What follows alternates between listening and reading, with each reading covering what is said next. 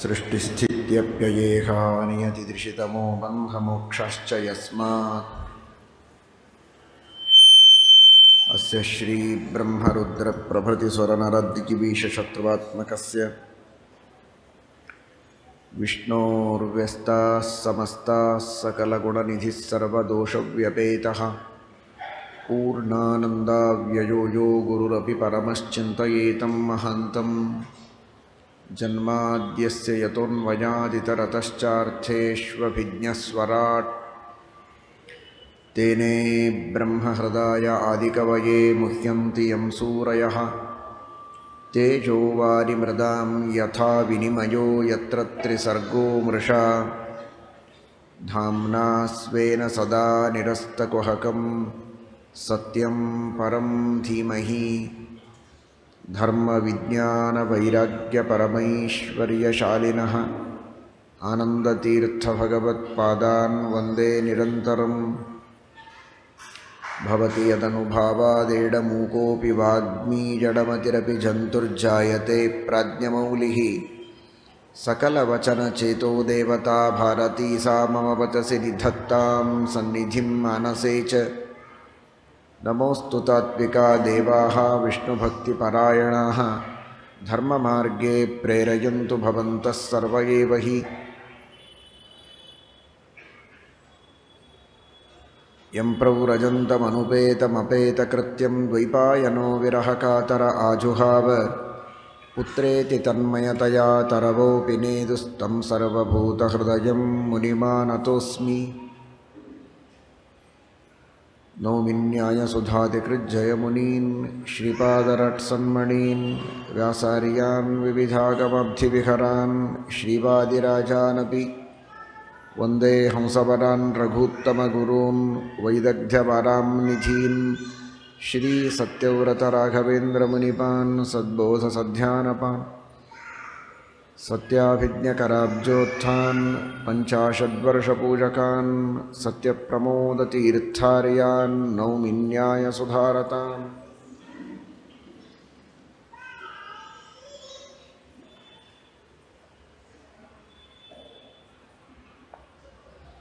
स्वस्त्यस्तु अशेषसन्मङ्गलानि सन्तु श्लोकैकश्रवणपठनमात्रेण कथावत्तुश्च श्रोतॄणां निखिलकलिकृतकल्मषापनोदनपटुतरे धर्माद्यखिलपुरुषार्थसाधनीभूते श्रीमद्भागवते पारमहंस्यां संहितायाम् अद्य कथाप्रसक्तौ किञ्चित् पूर्वप्रसक्तप्रमेयानवादः हरिः ओम्।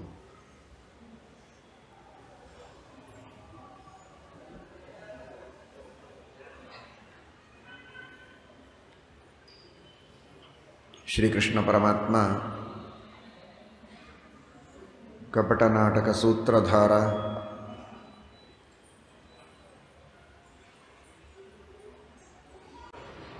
ದೇವದಾನವ ಮಾನವರಿಗೆ ಅಗಮ್ಯವಾದ ಭಗವಂತನ ಚಿಂತನ, ಭಗವಂತನ ಪ್ರಸಾದದಿಂದಲೇ ಭಗವಂತನ ಮನಸ್ಸನ್ನು ಅರ್ಥ ಮಾಡಿಕೊಳ್ಳುವುದಕ್ಕೆ ಸಾಧ್ಯ. ಮುಹ್ಯಂತಿ ಯಂ ಸೂರಯಃ, ಭಗವಂತನ ಇಚ್ಛೆಯಂತೆ ಭಗವಂತನ ಪರಮಭಕ್ತನಾದ ಅರ್ಜುನ ಹಾಗೂ ಭೀಮಸೇನ ದೇವರು ಅಶ್ವತ್ಥಾಮಾಚಾರ್ಯರನ್ನು ಅಷ್ಟಕ್ಕೆ ಬಿಟ್ಟಿದ್ದಾರೆ. ಎರಡೂ ಬ್ರಹ್ಮಾಸ್ತ್ರಗಳನ್ನು ತಾನೇ ಉಪಸಂಹಾರ ಮಾಡಿದ್ದಾನೆ ಅರ್ಜುನ.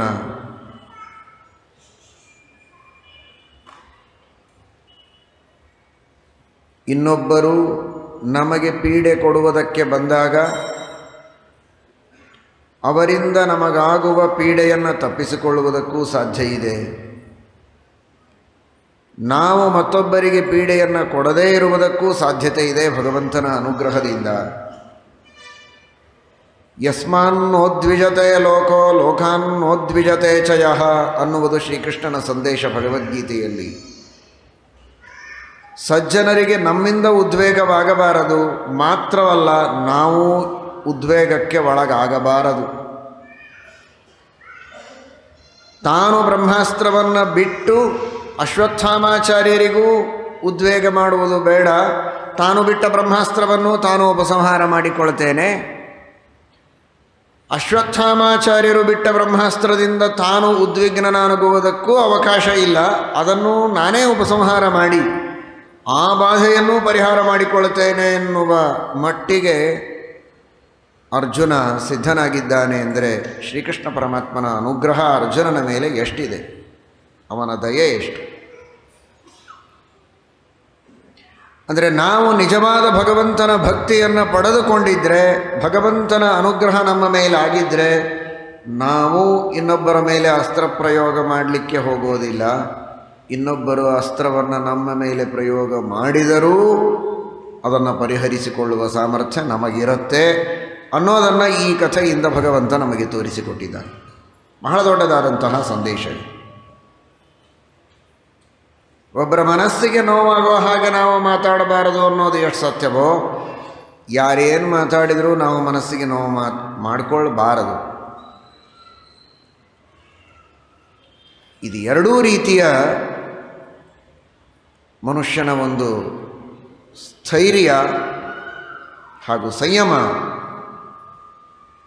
ಇದು ಭಗವಂತನ ಅನುಗ್ರಹದಿಂದ ಬರೋದು.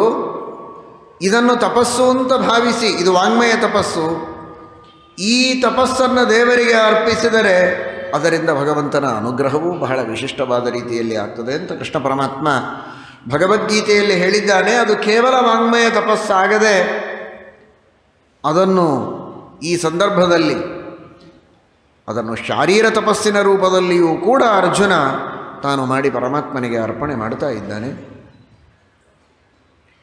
ಶ್ರೀಕೃಷ್ಣ ಪರಮಾತ್ಮನ ಆ ಭವ್ಯವಾದ ವ್ಯಕ್ತಿತ್ವ,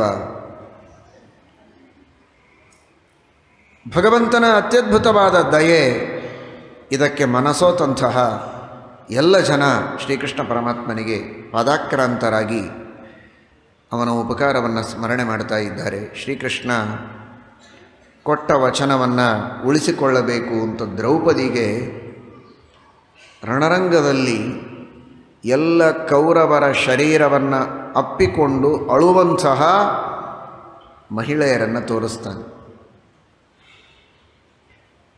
ವಸ್ತ್ರಾಪಹರಣದ ಸಂದರ್ಭದಲ್ಲಿ ನೀನು ಅನುಭವಿಸಿದಂತಹ ಕ್ಲೇಶ, ಅದನ್ನು ತಪಸ್ಸು ಅಂತ ನೀನು ಭಾವಿಸಿದ್ದಿ.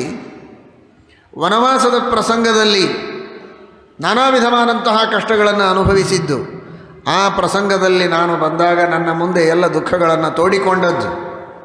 ಆಗ ವಚನ ಕೊಟ್ಟಿದ್ದೆ, ಯಾರು ಸಭಾ ಮಧ್ಯದಲ್ಲಿ ನಿನಗೆ ಅವಮಾನ ಮಾಡಿದ್ದಾರೆ ಅದಕ್ಕೆ ಪ್ರೋತ್ಸಾಹನೆಯನ್ನು ಕೊಟ್ಟಿದ್ದಾರೆ. ಧರ್ಮದ, ಶಾಂತಿಯ, ಕ್ಷಮೆಯ, ಔದಾರ್ಯದ, ಜ್ಞಾನದ, ಭಕ್ತಿಯ, ಸಕಲ ಸದ್ಗುಣಗಳ ಸಾಕಾರ ಮೂರ್ತಿಯಾದಂತಹ ನಿನಗೆ ಮಾಡಿದ ತಿರಸ್ಕಾರ ಅಂದರೆ ಅದು ಧರ್ಮಕ್ಕೆ ಮಾಡಿದ ತಿರಸ್ಕಾರ, ಗುಣಗಳಿಗೆ ಮಾಡಿದ ತಿರಸ್ಕಾರ, ವೇದ ವಾಂಗ್ಮಯಕ್ಕೆ ಮಾಡಿದ ತಿರಸ್ಕಾರ. ವೇದಿಜಾಮಿಪ ಪುರಾ ಭರತಾಗ್ರ್ಯಃ ಸಸ್ವಯಂ ಶ್ರುತಿತತಿಂ ಖಲು ದೃಷ್ಟ್ವಾ. ವೇದ ವಾಂಗ್ಮಯಕ್ಕೆ ಮಾಡಿದ ತಿರಸ್ಕಾರ. ಅಂತಹ ತಿರಸ್ಕಾರವನ್ನು ಮಾಡಿದ ದುರ್ಜನರು ಯಾರೆಲ್ಲ ಇದ್ದಾರೆ ಅವರು ಯಾರೂ ಸುಖವಾಗಿ ಮರಣ ಹೊಂದೋದಿಲ್ಲ. ಎಲ್ಲರಿಗೂ ದೊಡ್ಡದಾದ ದುರಂತ ಇದೆ. ಎಲ್ಲರೂ ರಣರಂಗದಲ್ಲಿ ಮರಣವನ್ನು ಹೊಂದುತ್ತಾರೆ. ಮರಣವನ್ನು ಹೊಂದಿದಾಗ ಅವರವರ ಮಡದಿಯರು ಅವರವರ ಯಜಮಾನರ ದೇಹದ ಮೇಲೆ ಬಿದ್ದು ಅಳುವಂತಹ ಪ್ರಸಂಗ ಬರುತ್ತೆ. ಇದೊಂದು ರೀತಿಯ ಉಗ್ರವಾದಂತಹ ಅಪೇಕ್ಷೆಯಲ್ಲ. ಆ ತರಹದ ಕ್ರೂರತೆ, ಉಗ್ರತೆ ದ್ರೌಪದಿಯಲ್ಲಿಯೂ ಇಲ್ಲ, ಕೃಷ್ಣನಲ್ಲಿಯೂ ಇಲ್ಲ. ಆದರೆ ದುರ್ಜನರಿಗೆ, ಅಧರ್ಮ ಮಾಡಿದವರಿಗೆ ಶಿಕ್ಷೆಯಾಗಬೇಕು. ಇದೊಂದು ನ್ಯಾಯನಿಷ್ಠುರತೆ, ಧರ್ಮದ ಸಂರಕ್ಷಣೆಯನ್ನು ಮಾಡುವಂತಹ ವ್ಯಕ್ತಿಯ ಜವಾಬ್ದಾರಿ. ಇದೇ ಅಶ್ವತ್ಥಾಮಾಚಾರ್ಯರಿಗೆ ಶಿಕ್ಷೆಯನ್ನು ಕೊಡ್ತೇನೆ ಅಂತ ಅರ್ಜುನ ಹೊರಟಾಗ ಬೇಡ ಅಂತ ಹೇಳಿದ ಮಹಾತಾಯಿ ದ್ರೌಪದಿ. ಕಾರಣ ದ್ರೋಣಾಚಾರ್ಯರು ಸಜ್ಜನರು, ಅಶ್ವತ್ಥಾಮಾಚಾರ್ಯರು ಸಜ್ಜನರು, ಸಹವಾಸ ದೋಷ ಅಷ್ಟೇ. ಆದರೆ ಸ್ವಾಭಾವಿಕವಾಗಿ ಸಜ್ಜನರು, ಅವರಿಗೆ ದುಃಖವಾಗುವುದನ್ನು ಸಹನೆ ಮಾಡುವವರಲ್ಲ ದ್ರೌಪದಿ ದೇವಿಯರು. ಆದರೆ ಇವರೆಲ್ಲ ದುರ್ಜನರು, ಅಧರ್ಮ ಮಾಡುವವರು, ಧರ್ಮ ಮಾಡುವವರಿಗೆ ಪೀಡೆ ಕೊಡುವವರು. ಇಂತಹ ಜನರಿಗೆ ದುಃಖವಾಗೋದು ಅಂದರೆ ಸಹಸ್ರಾರು ಲಕ್ಷ ಲಕ್ಷ ಕೋಟಿ ಕೋಟಿ ಸಜ್ಜನರಿಗೆ ಸುಖವಾದಂತೆ. ಒಬ್ಬ ಕೊಲೆಗಡಕರನ್ನು ಕೊಲ್ಲುವುದರಿಂದ ಸಾಕಷ್ಟು ಜನರ ಬದುಕು ಬಂಗಾರ ಆಗತ್ತೆ ಅನ್ನುವ ದೃಷ್ಟಿಯಲ್ಲಿ ಅವರೆಲ್ಲರ ಮರಣದ ನಂತರ ಆ ದೃಶ್ಯವನ್ನು ನಿನಗೆ ತೋರಿಸ್ತೇನೆ ಅಂತ ಕೃಷ್ಣ ವಚನ ಕೊಟ್ಟಿದ್ದ. ದ್ರೌಪದಿಗೆ ತೋರಿಸ್ತಾನೆ. ಇವರನ್ನೆಲ್ಲ ನೋಡು, ಅಧರ್ಮ ಮಾಡಿದ್ದರಿಂದ ಏನು ಅನುಭವಿಸ್ತಾ ಇದ್ದಾರೆ ನೋಡು. ಅಧರ್ಮ ಮಾಡಿದ ವ್ಯಕ್ತಿಗೆ ಮೊದಲಿಗೆ ವೃದ್ಧಿ ತೋರತ್ತೆ. ವರ್ಧತ್ಯ ಧರ್ಮೇಣ ನರಹ ತಥೋ ಭದ್ರಾಣಿ ಪಶ್ಯತಿ ತತಃ ಸಪತ್ನಾಂಜಯತಿ ಸಮೂಲಂ ಹಿ ವಿನಶ್ಯತಿ. ಮೊದಲು ವೃದ್ಧಿ, ಶತ್ರುಗಳ ಮೇಲೆ ಗೆಲುವು, ಇವುಗಳೆಲ್ಲ ತೋರುತ್ತೆ. ಆದರೆ ಕೊನೆಗೊಂದು ಸಲ ಮಣ್ಣು ಮುಕ್ಕಿ ಹೋಗ್ತಾರೆ. ತಾವು ಮಾಡಿದ ಪಾಪಕ್ಕೆ ಪ್ರತಿಫಲವನ್ನು ಅನುಭವಿಸ್ತಾರೆ ಅಂತ ಭಗವಂತ ತೋರಿಸಿದ್ದಾನೆ. ಕೃಷ್ಣ ಅಂತಾನೆ, ಇವರೆಲ್ಲ ಹೇಗೆ ಸತ್ರು? ಬಾಣಗಳಿಂದ ಸತ್ರು, ಆಯುಧಗಳಿಂದ ಸತ್ರು ಅಲ್ಲ, ಕಚಸ್ಪರ್ಶ ಹತಾಯುಷಃ. ದ್ರೌಪದಿಯ ವಸ್ತ್ರಾಪಹರಣವನ್ನು ಮಾಡಿ ದ್ರೌಪದಿಯ ಮಾನಭಂಗವನ್ನು ಮಾಡಿದ್ದಕ್ಕೆ ಸಹಕಾರ ಮಾಡಿದ್ದು ಅಥವಾ ಅದನ್ನು ಉದಾಸೀನವಾಗಿ ನೋಡಿದ್ದು, ಈ ಎಲ್ಲ ಕಾರಣಗಳಿಗಾಗಿಯೇ ಅವರ ಆಯುಷ್ಯ ಕ್ಷೀಣವಾಗಿ ಹೋಗಿತ್ತು. ಆಯುಧಗಳು ನಿಮಿತ್ತ ಮಾತ್ರ. ಅವರು ಮಾಡಿದ ಪಾಪದಿಂದಲೇ ಅವರು ಸತ್ತಿದ್ದಾರೆ. ವಸಿಷ್ಠ ಋಷಿಗಳು ವಾಲ್ಮೀಕಿ ರಾಮಾಯಣದಲ್ಲಿ ವಿಶ್ವಾಮಿತ್ರರ ಇನ್ನೂ ಪೂರ್ವಾಶ್ರಮ ಆ ಪ್ರಸಂಗದಲ್ಲಿ ಅವರಿಗೆ ಹೇಳುತ್ತಾರೆ, ಆಶ್ರಮದೊಳಗಿರುವಂತಹ ಎಲ್ಲ ವೃಕ್ಷಗಳನ್ನು, ಆಶ್ರಮದ ಪದಾರ್ಥಗಳನ್ನು, ಅಲ್ಲಿರುವ ಜನರನ್ನೆಲ್ಲ ಭಾರೀ ತಮ್ಮ ಪರಾಕ್ರಮದಿಂದ ಧ್ವಂಸ ಮಾಡಿ ಆ ನಂದಿನಿಯನ್ನು ಅಪಹಾರ ಮಾಡಿಕೊಂಡು ಹೋಗಬೇಕು ಅನ್ನುವ ಮಹಾಸಾಹಸ ಮಾಡ್ತಾ ಇರುವಾಗ, ನಾನು ನಿನ್ನ ಮೇಲೆ ಏನೇನೂ ಅಸ್ತ್ರ ಪ್ರಯೋಗ ಮಾಡಬೇಕಾಗಿಲ್ಲ, ಪ್ರತಿಯಾಗಿ ನಿನ್ನ ಸೈನಿಕರಿಗೆ ನಮ್ಮ ಸೈನಿಕರನ್ನು ಕಳಿಸ್ಲಿಕ್ಕೆ ನನ್ನ ಹತ್ರ ಸೈನಿಕರೂ ಇಲ್ಲ, ಮತ್ತೆ ಏನು ನೀನು ಈ ಅಧರ್ಮವನ್ನು ಮಾಡ್ತಾ ಇದ್ದಿ, ಅನ್ಯಾಯದಿಂದ ಇಲ್ಲಿರುವ ಅಮಾಯಕರ ಮೇಲೆ ಅಸ್ತ್ರಪ್ರಯೋಗಗಳನ್ನು ಮಾಡ್ತಾ ಇದ್ದಿ, ತಸ್ಮಾತ್ವನ್ನ ಭವಿಷ್ಯಸಿ, ನೀನು ಮಾಡಿದ ಪಾಪವೇ ನಿನ್ನನ್ನು ಹಿಂಡಿ ಹಾಕ್ತದೆ, ಅದರಿಂದಲೇ ನಿನಗೆ ಸೋಲು, ಅದರಿಂದಲೇ ನಿನಗೆ ಪರಾಭವ, ನತಮಸ್ತಕನಾಗಿ ಹೋಗ್ತೀಯ ನೀನು. ಹಾಗೇ ಆಯಿತು. ಎಲ್ಲ ಅಸ್ತ್ರಗಳನ್ನು ಪ್ರಯೋಗ ಮಾಡಿದರೂ ವಸಿಷ್ಠರಿಗೆ ಏನೂ ಮಾಡಲಿಕ್ಕಾಗಲಿಲ್ಲ. ಅವರೇ ಸೋತು ಬಾಗಿ ನತಮಸ್ತಕರಾಗಿ ಹೋಗುವಂತಹ ಪ್ರಸಂಗ ಬಂತು. ನಾನೇನು ನಿನಗೆ ಮಾಡಬೇಕಾದದ್ದಿಲ್ಲ, ನೀನು ಮಾಡಿದ್ದೇ ನಿನಗೆ ಮಾಡುತ್ತೆ, ಸರಿಯಾಗಿ ಪಾಠ ಕಲಿಸುತ್ತೆ, ಹೋಗು ಅಂತ ವಸಿಷ್ಠರು ವಿಶ್ವಾಮಿತ್ರರಿಗೆ ಹೇಳಿದ ಮಾತನ್ನು ನಾವು ಕೇಳ್ತೇವೆ. ಅದು ವಿಶ್ವಾಮಿತ್ರರು ಪೂರ್ವಾವಸ್ಥೆ, ಮುಂದೆ ಅವರು ಮಹಾಜ್ಞಾನಿಗಳು, ಆ ಮಾತು ಬೇರೆ. ಆ ಮಾತನ್ನು ಕೃಷ್ಣ ಹೇಳ್ತಾನೆ. ಇನ್ನೇನು ಕೃಷ್ಣ ಇಷ್ಟು ಹೇಳಿ ಹೊರಟಿದ್ದಾನೆ, ಅಷ್ಟರಲ್ಲಿ ಉತ್ತರಾದೇವಿ ಓಡಿ ಬರ್ತಾ ಇದ್ದಾಳೆ. ಪಾಹಿ ಪಾಹಿ ಮಹಾಬಾಹೋ ದೇವದೇವ ಜಗತ್ಪತೆ ಕಾಮಂ ದಹತು ಮಾಂ ನಾಥ ಮಾಮೇ ಗರ್ಭೋ ನಿಪಾತ್ಯತಾಂ. ಅಶ್ವತ್ಥಾಮಾಚಾರ್ಯರು ಇನ್ನೂ ಶಾಂತರಾಗಿಲ್ಲ. ನನ್ನ ಗರ್ಭದ ಮೇಲೆ ಬ್ರಹ್ಮಾಸ್ತ್ರದ ಪ್ರಯೋಗ ಮಾಡ್ತಾ ಇದ್ದಾರೆ. ಕಬ್ಬಿಣದ ಆಯುಧದ ರೂಪದಲ್ಲಿ ಅಭಿಮಂತ್ರಣ ಮಾಡಿದ ಆ ಬ್ರಹ್ಮಾಸ್ತ್ರ ಬರ್ತಾ ಇದೆ. ಗಾಯತ್ರಿಯೇ ಮಂತ್ರ ಅದಕ್ಕೆ, ಬ್ರಹ್ಮಾಸ್ತ್ರಕ್ಕೆ. ಗಾಯತ್ರಿ ತತ್ರ ಮಂತ್ರೋ ಯದ್ ಬ್ರಹ್ಮಾಸ್ತ್ರ ಧ್ಯಾನ ದೇವತಾ. ಜಗತ್ತನ್ನು ರಕ್ಷಣೆ ಮಾಡುವುದಕ್ಕಿರುವ ಮಂತ್ರ ಅದು. ಆದರೆ ಈಗ ಅದನ್ನು ನನ್ನ ಗರ್ಭವನ್ನು ನಾಶ ಮಾಡುವುದಕ್ಕೆ ಅಭಿಮಂತ್ರಣ ಮಾಡಿ ಬಿಡ್ತಾ ಇದ್ದಾರೆ ಅಶ್ವತ್ಥಾಮಾಚಾರ್ಯರು. ಇದಲ್ಲದೆ 5 ಬಾಣಗಳು ಬ್ರಹ್ಮಾಸ್ತ್ರದಿಂದ, ಆ ಮಂತ್ರದಿಂದ ಅಭಿಮಂತ್ರಿತವಾದ 5 ಬಾಣಗಳು 5 ಜನ ಪಾಂಡವರ ಮೇಲೆ ಬರ್ತಾ ಇದೆ. ಶ್ರೀಕೃಷ್ಣ ಪರಮಾತ್ಮ ಸುದರ್ಶನಾಸ್ತ್ರವನ್ನು ಬಿಟ್ಟು ಪಾಂಡವರ ಮೇಲೆ ಬರುವ 5 ಬಾಣಗಳನ್ನು ಕತ್ತರಿಸಿ ಹಾಕಿ ಅವರನ್ನು ರಕ್ಷಣೆ ಮಾಡಿದ. ಏನದು ಬ್ರಹ್ಮಾಸ್ತ್ರ ಅಂದರೆ? ಯದ್ಯಪ್ಯಸ್ತ್ರಂ ಬ್ರಹ್ಮಶಿರಃ ಅಮೋಘಂಚಾಪ್ಯ ಅಪ್ರತಿಕ್ರಿಯಂ. ಯಾರೂ ಏನೂ ಅದಕ್ಕೆ ಮಾಡಲಿಕ್ಕೆ ಸಾಧ್ಯವಿಲ್ಲ. ಆದರೆ ವೈಷ್ಣವಂ ತೇಜ ಆಸಾದ್ಯ ಸಮಶಾಮ್ಯದ್ ಭೃಗುಧ್ವ. ಸುದರ್ಶನಾಸ್ತ್ರ, ವೈಷ್ಣವಾಸ್ತ್ರ, ಸಾಕ್ಷಾತ್ ಭಗವಂತನ ವಿಶಿಷ್ಟವಾದ ಅನುಗ್ರಹಕ್ಕೆ ಪಾತ್ರವಾದ ಅವನ ತೇಜಸ್ಸಿನಿಂದ ಕೂಡಿದಂತಹ ಅಸ್ತ್ರ.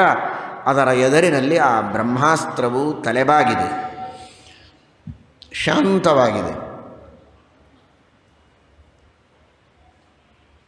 ಉತ್ತರಾದೇವಿ ಕೇಳ್ತಾ ಇದ್ದಾಳೆ, ಕಾಮಂ ದಹತು ಮಾಂ ನಾಥ ಮಾಮೇ ಗರ್ಭೋ ನಿಪಾತ್ಯತ. ಕೃಷ್ಣ, ನನ್ನನ್ನು ಬೇಕಾದರೆ ಸುಟ್ಟು ಬಿಡಲಿ, ಇದು ಒಳಗಿರುವ ಗರ್ಭಕ್ಕೆ ಮಾತ್ರ ಏನಾಗುವುದು ಬೇಡ. ನಾನು ಸತ್ತರೂ ಒಳಗಿರುವ ಶಿಶು ಜನಿಸಿದರೆ ಮತ್ತಾರಾದರೂ ರಕ್ಷಣೆ ಮಾಡ್ತಾರೆ. ಅವರಿಗೆ ಅಷ್ಟು ಕೋಪ ಇದ್ದರೆ, ಬ್ರಹ್ಮಾಸ್ತ್ರ ಅದು ವ್ಯರ್ಥ ಆಗಬಾರದು ಅಂತಿದ್ರೆ ನಾನು ಸಾಯ್ಲಿಕ್ಕೆ ಸಿದ್ಧ, ಗರ್ಭ ಮಾತ್ರ ಉಳಿಯಲಿ. ಈ ಗರ್ಭ ಉಳಿಯಬೇಕು ಅಂತನ್ನುವುದು ನನ್ನ ಸ್ವಾರ್ಥ ಅಲ್ಲ. ಮತ್ತಿನ್ನೇನು ಸ್ವಾರ್ಥ ಅಲ್ಲದೆ ಮೇ ಗರ್ಭ, ಇದು ನನ್ನ ಗರ್ಭ, ನನ್ನ ಗರ್ಭ ಉಳಿಯಬೇಕು ಅನ್ನುವುದು ಸ್ವಾರ್ಥವೇ ಅಲ್ವಾ? ಅಲ್ಲ, ಇದು ಮೇ ಗರ್ಭ. ಮೇ ಎನ್ನುವುದಕ್ಕೆ ನಿನ್ನ ಗರ್ಭ ಅಂತ ಅರ್ಥ. ಅದೇನು ಮೇ ಅಂದರೆ ನನ್ನ ಅಂತ ಅರ್ಥ ಅಲ್ವಾ? ಹೌದು, ಮೇ ಅಂದರೆ ವಿಷ್ಣುವಿನ ಅಂತ ಅರ್ಥ. ಅಹಂ ಅನ್ನುವುದಕ್ಕೆ ವಿಷ್ಣು ಅಂತ ಅರ್ಥ ಹೇಳ್ತಾರೆ ಶ್ರೀಮದಾಚಾರ್ಯರು. ಐತರೇಯ ಭಾಷ್ಯದಲ್ಲಿ ಮೇ ಅನ್ನುವುದಕ್ಕೆ ಅಹೇಯಸ್ಯ ವಿಷ್ಣೋಹೋ ಅಂತ ಅರ್ಥ ಮಾಡ್ತಾರೆ. ಅಹಂ ಶಬ್ದದ ಷಷ್ಠಿ ವಿಭಕ್ತಿ. ಅಹಂ ದೇವರು ಯಾಕೆ? ಅಹೇಯ, ತ್ವರೆದು ಜೀವಿಸಬಹುದೇ ಹರಿ ನಿನ್ನ ಚರಣವ. ಯಾರನ್ನ ಎಂದಿಗೂ ತೊರೆದು ಬದುಕುವುದಕ್ಕೆ ಸಾಧ್ಯ ಇಲ್ಲ ಆ ವ್ಯಕ್ತಿ ಅಹಂ. ಎಲ್ಲರೂ ತನ್ನನ್ನು ತಾನು ಏನು ಅಂತ ಕರೀತಾರೆ? ಅಹಂ. ಏನಿವತ್ತು ಉಪನ್ಯಾಸಕ್ಕೆ ಒಬ್ಬರೇ ಬಂದ್ರ? ಹೌದು, ಏನೋ ಕೆಲಸ ಇತ್ತು, ಮನೆಯವರು ಬರಲಿಲ್ಲ. ಸರಿ,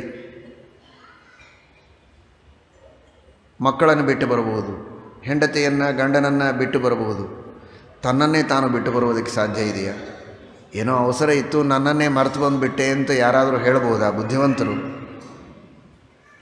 ಹೀಗಾಗಿ ಮನುಷ್ಯನಿಗೆ ಅವನಿಗೆ ಅಹೇಯ, ಅವನನ್ನು ಬಿಟ್ಟು ಅವನಿರಲಾರ ಅನ್ನೋದಕ್ಕೆ ಅಹಂ.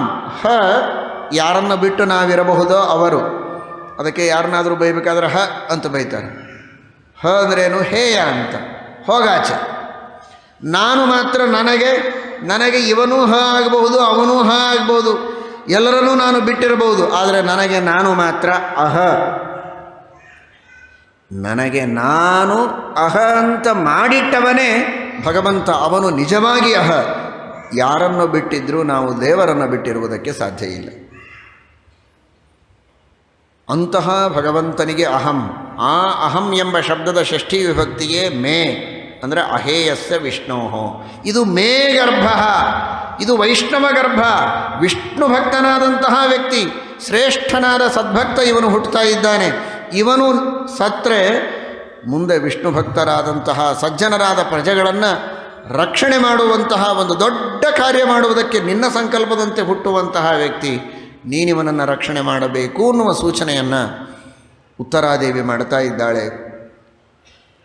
ಶ್ರೀಕೃಷ್ಣ ಪರಮಾತ್ಮ ಅವಳ ಭಕ್ತಿಯ ಪ್ರಾರ್ಥನೆಯನ್ನು ನೋಡಿದ. ಇನ್ನೂ ಒಂದು ಅಭಿಪ್ರಾಯವನ್ನು ಉತ್ತರಾದೇವಿಯ ಮಾತಿನಲ್ಲಿ ನಾವು ಕಾಣಬಹುದು. ಕಾಮಂ ದಹತು ಮಾಂ ನಾಥ ಮಾಮೇ ಗರ್ಭೋ ನಿಪಾತ್ಯತ. ನೋಡಿ, ಬ್ರಹ್ಮಾಸ್ತ್ರ ವ್ಯರ್ಥ ಆಗಬಾರದು. ಇಷ್ಟು ತಾನೇ ಕೃಷ್ಣನೇನ ಅಭಿಪ್ರಾಯ. ಮಾಂ ದಹತು, ನನ್ನನ್ನು ಸುಟ್ಟು ಬಿಡಲಿ, ಬ್ರಹ್ಮಾಸ್ತ್ರ ಸಾರ್ಥಕವಾಗತ್ತಲ್ಲ. ಬೇಡ, ನನ್ನನ್ನು ಅವರ ಮನಸ್ಸಿನಲ್ಲಿ ಉದ್ದೇಶವಾಗಿ ಇಟ್ಕೊಂಡಿಲ್ಲ ಅಂದರೆ, ಯಾವುದೋ ಒಬ್ಬ ಪುರುಷನನ್ನೇ ಸಂಹಾರ ಮಾಡಬೇಕು ಅಂತ ಅವರಿಗೆ ಅಪೇಕ್ಷೆ ಇದ್ದರೆ, ಕಾಮಂ ದಹತು, ನನ್ನ ಮನಸ್ಸಿನಲ್ಲಿರುವ ಕಾಮಗಳನ್ನು ಬೇಕಾದರೂ ಸುಟ್ಟಾಗಲಿ, ಬಹಳ ಒಳ್ಳೆಯದಾಯ್ತು. ಕಾಮ, ಕ್ರೋಧ, ಲೋಭ, ಮೋಹ, ಮದ, ಮಾತ್ಸರ್ಯ ದೋಷಗಳೆಲ್ಲ ಇವೆಲ್ಲ. ಬ್ರಹ್ಮಾಸ್ತ್ರ ವ್ಯರ್ಥ ಆಗಬಾರದು ತಾನೇ. ದೊಡ್ಡ ಅಪಾರ್ಚುನಿಟಿ ಇದು. ನನ್ನೊಳಗಿರುವ ಕಾಮಕ್ರೋಧಾದಿ ದೋಷಗಳನ್ನೆಲ್ಲ ಬೇಕು ಅಂದರೆ ಸುಟ್ಟಾಕಲೇ. ಕಾಮಂ ದಹತು, ಕಾಮಂ ಅನ್ನೋದಕ್ಕೆ ಯಥೇಚ್ಛವಾಗಿ ಸುಡಲಿ ಅಂತ ಒಂದರ್ಥ. ಇನ್ನೊಂದು ಮಾಂ ದಹತು ಅಥವಾ ಕಾಮಂ ದಹತು, ಕಾಮನನ್ನು ಸುಡಲಿ. ಅದೆಲ್ಲ ಅಭ್ಯಾಸ ಇಲ್ವಾ? ಇವರು ಅಶ್ವತ್ಥಾಮಾಚಾರ್ಯರು ಕಾಮನನ್ನೇ ಸುಟ್ಟವರು. ಇವರು ಮೂರನೆಯ ಕಣ್ಣನ್ನು ತೆಗೆದು ಕಾಮನನ್ನು ಸುಟ್ಟ ಅಭ್ಯಾಸ ಇದ್ದಂತಹ ಅಶ್ವತ್ಥಾಮಾಚಾರ್ಯನಿಗೆ ಮರ್ತೋಯ್ತಾ ಅದು ಕಾಮನನ್ನು ಸುಡೋದು? ಇಲ್ಲ, ನೆನಪಿದ್ರೆ ನನ್ನೊಳಗಿರುವ ಕಾಮನನ್ನು ಸುಡಲಿ. ಕಾಮಂ ದಹತು. ನಾನು ಇನ್ಯಾರೋ ಆಗಿದ್ದರೆ ಈ ಪ್ರಾರ್ಥನೆಯನ್ನು ಮಾಡ್ತಾ ಇರಲಿಲ್ಲ. ಇವರು ಅಶ್ವತ್ಥಾಮಾಚಾರ್ಯರು, ರುದ್ರದೇವರು ಅಂತ ನನಗೆ ಪರಿಚಯ ಇದೆ. ನನ್ನೊಳಗಿನ ಕಾಮವನ್ನು ಸುಡಲಿ, ನನ್ನನ್ನು ಸುಡಲೇಬೇಕು ಅಂದರೆ ಈ ವಿಷ್ಣು ಭಕ್ತನಾದಂತಹ, ವಿಷ್ಣು ವೈಷ್ಣವರಲ್ಲಿ ಭಕ್ತಿಯನ್ನು ಮಾಡುವ, ಸ್ವಯಂ ವೈಷ್ಣವನಾದ, ಮುಂದೆ ಎಲ್ಲ ವೈಷ್ಣವ ಸಜ್ಜನರನ್ನು ರಕ್ಷಣೆ ಮಾಡುವಂತಹ ಈ ಒಳಗಿನ ಗರ್ಭ ಮಾತ್ರ. ಅದೆಲ್ಲ ಅವಳಿಗೆ ಗೊತ್ತು. ಮಹಾಜ್ಞಾನಿನಿ ಅವಳು,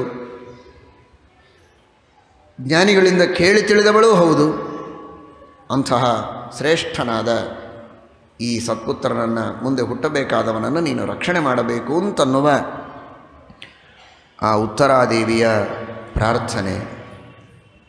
ಶ್ರೀಕೃಷ್ಣ ಪರಮಾತ್ಮನ ಅತ್ಯಂತ ಪ್ರೀತಿಯ ಸೋದರಳೆಯ ಅಭಿಮನ್ಯು, ಅಂತಹ ಅಭಿಮನ್ಯುವಿನ ಮಡದಿ ಉತ್ತರಾದೇವಿ. ಸ್ವಯಂ ಭಕ್ತಳು, ಭಕ್ತನ ಮಡದಿ, ಭಕ್ತನ ಸೊಸೆ, ಅರ್ಜುನನ ಸೊಸೆ, ಭಕ್ತನ ಸೊಸೆ, ಭಕ್ತನ ಹೆಂಡತಿ, ಭಕ್ತನ ತಾಯಿ, ಸ್ವಯಂ ಭಕ್ತಳು. ಇಂತಹ ಭಕ್ತಳಾದ ಉತ್ತರೆಯ ಪ್ರಾರ್ಥನೆಯನ್ನು ಮನ್ನಿಸದೆ ಹೇಗಿರ್ತಾನೆ ಪರಮಾತ್ಮ? ತಾನೇ ಸೂಕ್ಷ್ಮ ರೂಪವನ್ನು ತೆಗೆದುಕೊಂಡು ಗರ್ಭದೊಳಗೆ ಬ್ರಹ್ಮಾಸ್ತ್ರದಿಂದ ಯಾವುದೇ ಬಾಧೆ ಆಗಬಾರದು ಅಂತ ಗದಾಧಾರಣ ಮಾಡಿ ತಾನೇ ಪರಮಾತ್ಮ ಸ್ವಯಂ ಸುತ್ತ ಸಂಚಾರ ಮಾಡ್ತಾ ಇದ್ದಾನೆ. ಅದೇನು ಪರೀಕ್ಷಿತನ ಮಹಾಭಾಗ್ಯ. ಹುಟ್ಟಿದ ಮೇಲೆ ಕೆಲವು ದಿನಗಳ ನಂತರ ದೇವಸ್ಥಾನಕ್ಕೆ ಹೋಗೋದು ಅಂತ ಮಗುವನ್ನು ಕರೆದುಕೊಂಡು, ಬಾಳಂತೆಯನ್ನು ಕರೆದುಕೊಂಡು ದೇವಸ್ಥಾನಕ್ಕೆ ಹೋಗಿ ಮೊದಲು ದೇವರ ದರ್ಶನವನ್ನು ಮಾಡಿಸ್ತಾರೆ. ಈ ಮಹಾರಾಜ ಇನ್ನೂ ಹುಟ್ಟೇ ಇಲ್ಲ, ಗರ್ಭದೊಳಗೇ ಇದ್ದಾನೆ, ದೇವಸ್ಥಾನಕ್ಕೆ ಹೋಗಿಲ್ಲ. ದೇವನೇ ಇಲ್ಲಿ ಬಂದು ಗರ್ಭವನ್ನೇ ದೇವಸ್ಥಾನವನ್ನಾಗಿ ಮಾಡಿದ ಭಗವಂತ. ಅದೇನೋ ಮಹಾಭಾಗ್ಯ ಪರೀಕ್ಷಿತರ ಮಹಾರಾಜರದು. ಹೀಗೆ ನೋಡ್ತಾ ಇದ್ದಾನೆ. ನೀವು ನೋಡ್ತಾ ಇರ್ತೀರಿ, ಇದೆಷ್ಟು ದೊಡ್ಡ ಫ್ಯಾನು ಹೀಗೆ ತಿರುಗ್ತಾ ಇದೆ ಅಂತ. ನೀವೆಲ್ಲ ಪರೀಕ್ಷಿತರು, ಫ್ಯಾನಿನ ಪರೀಕ್ಷಿತರು. ಆದರೆ ಭಗವಂತನನ್ನೇ ಸುತ್ತ ತಿರುಗುವಾಗ ಸುತ್ತ ನೋಡ್ತಾ ಇದ್ದಾನೆ. ಪರ್ಯೈಕ್ಷತಕ ಇತ್ಯಸೌ. ಯಾರಿವನು ಯಾರಿವನು ಅಂತ ನೋಡಿದರೆ ಬಹಳ ದೊಡ್ಡವನಾಗವನು, ಇವನು ದೇವರು ಅಂತ ನೋಡಿದರೆ ದೊಡ್ಡವನಾಗ್ತಿದ್ನಲ್ಲ. ಹೌದು, ಪರ್ಯೈಕ್ಷತ ಕಹ ಇತಿ. ಕಹ ಅಂದರೆ ಸುಖರೂಪಿಯಾದಂತಹ ಪರಬ್ರಹ್ಮ ಇವನು ಅಂತ ನೋಡಿದ ಅವನು. ಅಪರೋಕ್ಷ ಜ್ಞಾನಿ ಅವನು. ಚರ್ಮ ಶರೀರ ಇದು ಪರೀಕ್ಷಿದ್ರಾಜನಿಗೆ. ಅವನು ಅಜ್ಞಾನಿ ಅಲ್ಲ. ಅಸೌ ಕಹ, ಇವನು ಯಾರೋ ಅಲ್ಲ, ಇವನು ಕಹ, ಆನಂದ ಪರಿಪೂರ್ಣನಾದಂತಹ ಪರಬ್ರಹ್ಮ ಇವನು, ನನ್ನ ರಕ್ಷಣೆಗೆ ಬಂದವ.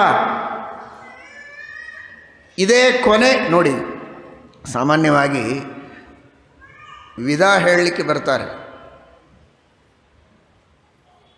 ಹೋಗಿ ಬರುವಾಗ ದಿವಸ ನೀವು ಹೋಗ್ತಾ ಇರ್ತೀರಿ ಆಫೀಸಿನಿಂದ, ಯಾರು ಮಾತಾಡಿಸ್ತಾರೆ? ನಿಮ್ಮ ಪಾಡಿಗೆ ನೀವು ಹೋಗ್ತೀರಿ, ಅವ್ರ ಪಾಡಿಗೆ ಅವ್ರು ಹೋಗ್ತಾರೆ. ಅದರೊಳಗೆ ಇವತ್ತಂತೂ ಮೊಬೈಲ್ಗಳು ಬಂದಿವೆ, ಯಾರೂ ಮಾತಾಡಿಸೋದೇ ಇಲ್ಲ. ಎದುರಿಗಿದ್ದವರನ್ನ ಮಾತಾಡಿಸ್ಕೊಳ್ಳೋದಿಲ್ಲ, ಎದುರಿಗಿಲ್ಲದೇ ಇದ್ದವರನ್ನೇ ಮಾತಾಡಿಸ್ತಿರ್ತಾರೆ. ಎದುರಿಗಿದ್ದವರು ಶಂಖವಾದ್ಯ ನಗ್ತಾ ಇರ್ತಾರೆ. ಓ, ನನ್ನನ್ನೇ ನೋಡಿ ನಕ್ಕರು ಅಂತ ಅಂದ್ಕೊಳ್ತಾರೆ. ಇವ್ರು ಹೋದ ಮೇಲೂ ನಗು ಕಂಟಿನ್ಯೂ ಆಗಿರ್ತದೆ. ಹಾಗಾದರೆ ಇದು ನಮ್ಮನ್ನು ನೋಡಿ ನಕ್ಕದ್ದಲ್ಲ ಅಂತ ಅನ್ನಿಸ್ತದೆ. ಈ ಪರಿಸ್ಥಿತಿ ಇರಲಿ. ನಾನು ಹೇಳಬೇಕಾದದ್ದು ಅದೇ, ನಿಮ್ಮ ಉದ್ಯೋಗದ ಅವಧಿ ಮುಗಿದು ನಿವೃತ್ತಿಯ ದಿನ ಎಷ್ಟು ಜನ ಕಳಿಸ್ಲಿಕ್ಕೆ ಬಂದಿರ್ತಾರೆ ಎಲ್ಲರೂ ಕೂಡ. ಯಾಕೆಂದರೆ ಇದು ಕೊನೆ, ಇನ್ನು ಮತ್ತೆ ಇವನು ಆಫೀಸಿಗೆ ಬರೋದಿಲ್ಲ ಅಂತ, ಪೀಡಾ ಪರಿಹಾರ ಆಯಿತು ಅಂತ ಅವತ್ತು ಸಂತೋಷದಿಂದ ಕಳಿಸೋದಕ್ಕೆ ಎಲ್ಲರೂ ಸೇರಿರ್ತಾರೆ, ಪಾರ್ಟಿ ಕೊಡೋ ತರಹ. ಇಲ್ಲಿ ಹಾಗಲ್ಲ. ಇವನದು ಈ ಗರ್ಭವಾಸದ ಕೊನೆ, ಇದು ಚರ್ಮ ಶರೀರ. ಇದು ಚರ್ಮ ಶರೀರದಲ್ಲಿ ಬಂದಂತಹ ಪರೀಕ್ಷಿತನಿಗೆ ಇನ್ನು ಮುಂದೆ ಮತ್ತೆ ತಾಯಿ ಮಾತುಷ್ಪಯೋಧರ ರಸಂ ನ ಪುನಃ ಪಿಬಂತಿ, ಇನ್ನು ಮತ್ತೆ ತಾಯಿಯ ಹಾಲು ಕುಡಿಯುವ ಪ್ರಸಂಗ ಇಲ್ಲ, ಮತ್ತೆ ಗರ್ಭದಲ್ಲಿ ಬರುವ ಪ್ರಸಂಗ ಇಲ್ಲ. ಇದು ಕೊನೇ ಜನ್ಮ ಅನ್ನೋದಕ್ಕೆ ಅವನಿಗೆ ವಿದಾ ಹೇಳಲಿಕ್ಕೆ ಬಂದ. ಅವನಿಗೆ ಕೊನೆ ಪಾರ್ಟಿ ಕೊಡೋದಕ್ಕೆ ಬಂದಿದ್ದಾನೆ. ಯಾರು ಬರಬೇಕು? ಯಾರು ಬರಬೇಕು ಹೇಳಿ? ಅನಾದಿ ಕಾಲದಿಂದ ಹುಟ್ಟುತ್ತಾ ಬಂದಿದ್ದಾನೆ. ಯಾರು ಅಂತ ಬರಬೇಕು? ಈ ಜನ್ಮದ ಬಂಧುಗಳು ಬರಬೇಕಾ? ಹೋದ ಜನ್ಮದ ಬಂಧುಗಳು ಬರಬೇಕಾ? ಅದರ ಹಿಂದಿನ ಜನ್ಮದ ಬಂಧುಗಳು ಬರಬೇಕಾ? ಯಾರು ಬರಬೇಕು ಅಂತ ಸಮಸ್ಯೆ. ದೇವರಂದ ಎಲ್ಲರೂ ಬಂದರೆ ಗರ್ಭ ಹರಿದು ಸತ್ವದಾಳು ಉತ್ತರಾದೇವಿ, ಯಾರೂ ಬರಬೇಡಿ, ಎಲ್ಲರ ಪರವಾಗಿ ಅನಾದಿ ಕಾಲದ ಋಣಾನುಬಂಧ ಯಾರಿಗಿದೆ ಅಂತಹ ನಾನೊಬ್ಬ ಬಂದು ಅವನಿಗೆ ವಿದಾ ಹೇಳ್ತೇನೆ ಅಂತ ತಾನೇ ಗರ್ಭದೊಳಗೆ ಬಂದು ಸುತ್ತಿ ಅವನಿಗೆ ಅನುಗ್ರಹವನ್ನು ಮಾಡಿ ರಕ್ಷಣೆಯನ್ನು ಮಾಡಿ, ಹೋಗಿ ಬಾ. ಎಲ್ಲಿ ಹೋಗಿ ಬರೋದು? ನನ್ನ ಹತ್ರನೇ ಬಾ, ಅಲ್ಲಿದ್ದ ನನ್ನ ಹತ್ರ ಬಾ, ಇಲ್ಲಿದ್ದ ನಾನು ನಿನಗೆ ವಿದಾ ಹೇಳ್ತೇನೆ, ಹೋಗಿ ಬಾ ಅಂತನ್ನುವ ರೀತಿಯಲ್ಲೋ ಏನೋ ತನ್ನ ಸುತ್ತ ಬಂದಂತಹ ಭಗವಂತನನ್ನು ಪರ್ಯೈಕ್ಷತ ಕೈತ್ಯಸೌ. ಆದ್ದರಿಂದ ಪರೀಕ್ಷಿತ್ ಎಂಬಂತಹ ಹೆಸರು ಅವನಿಗೆ ಬಂದಿದೆ. ಆ ರೀತಿ ಪರಮಾತ್ಮ ಅವನನ್ನು ರಕ್ಷಣೆ ಮಾಡಿದ್ದಾನೆ.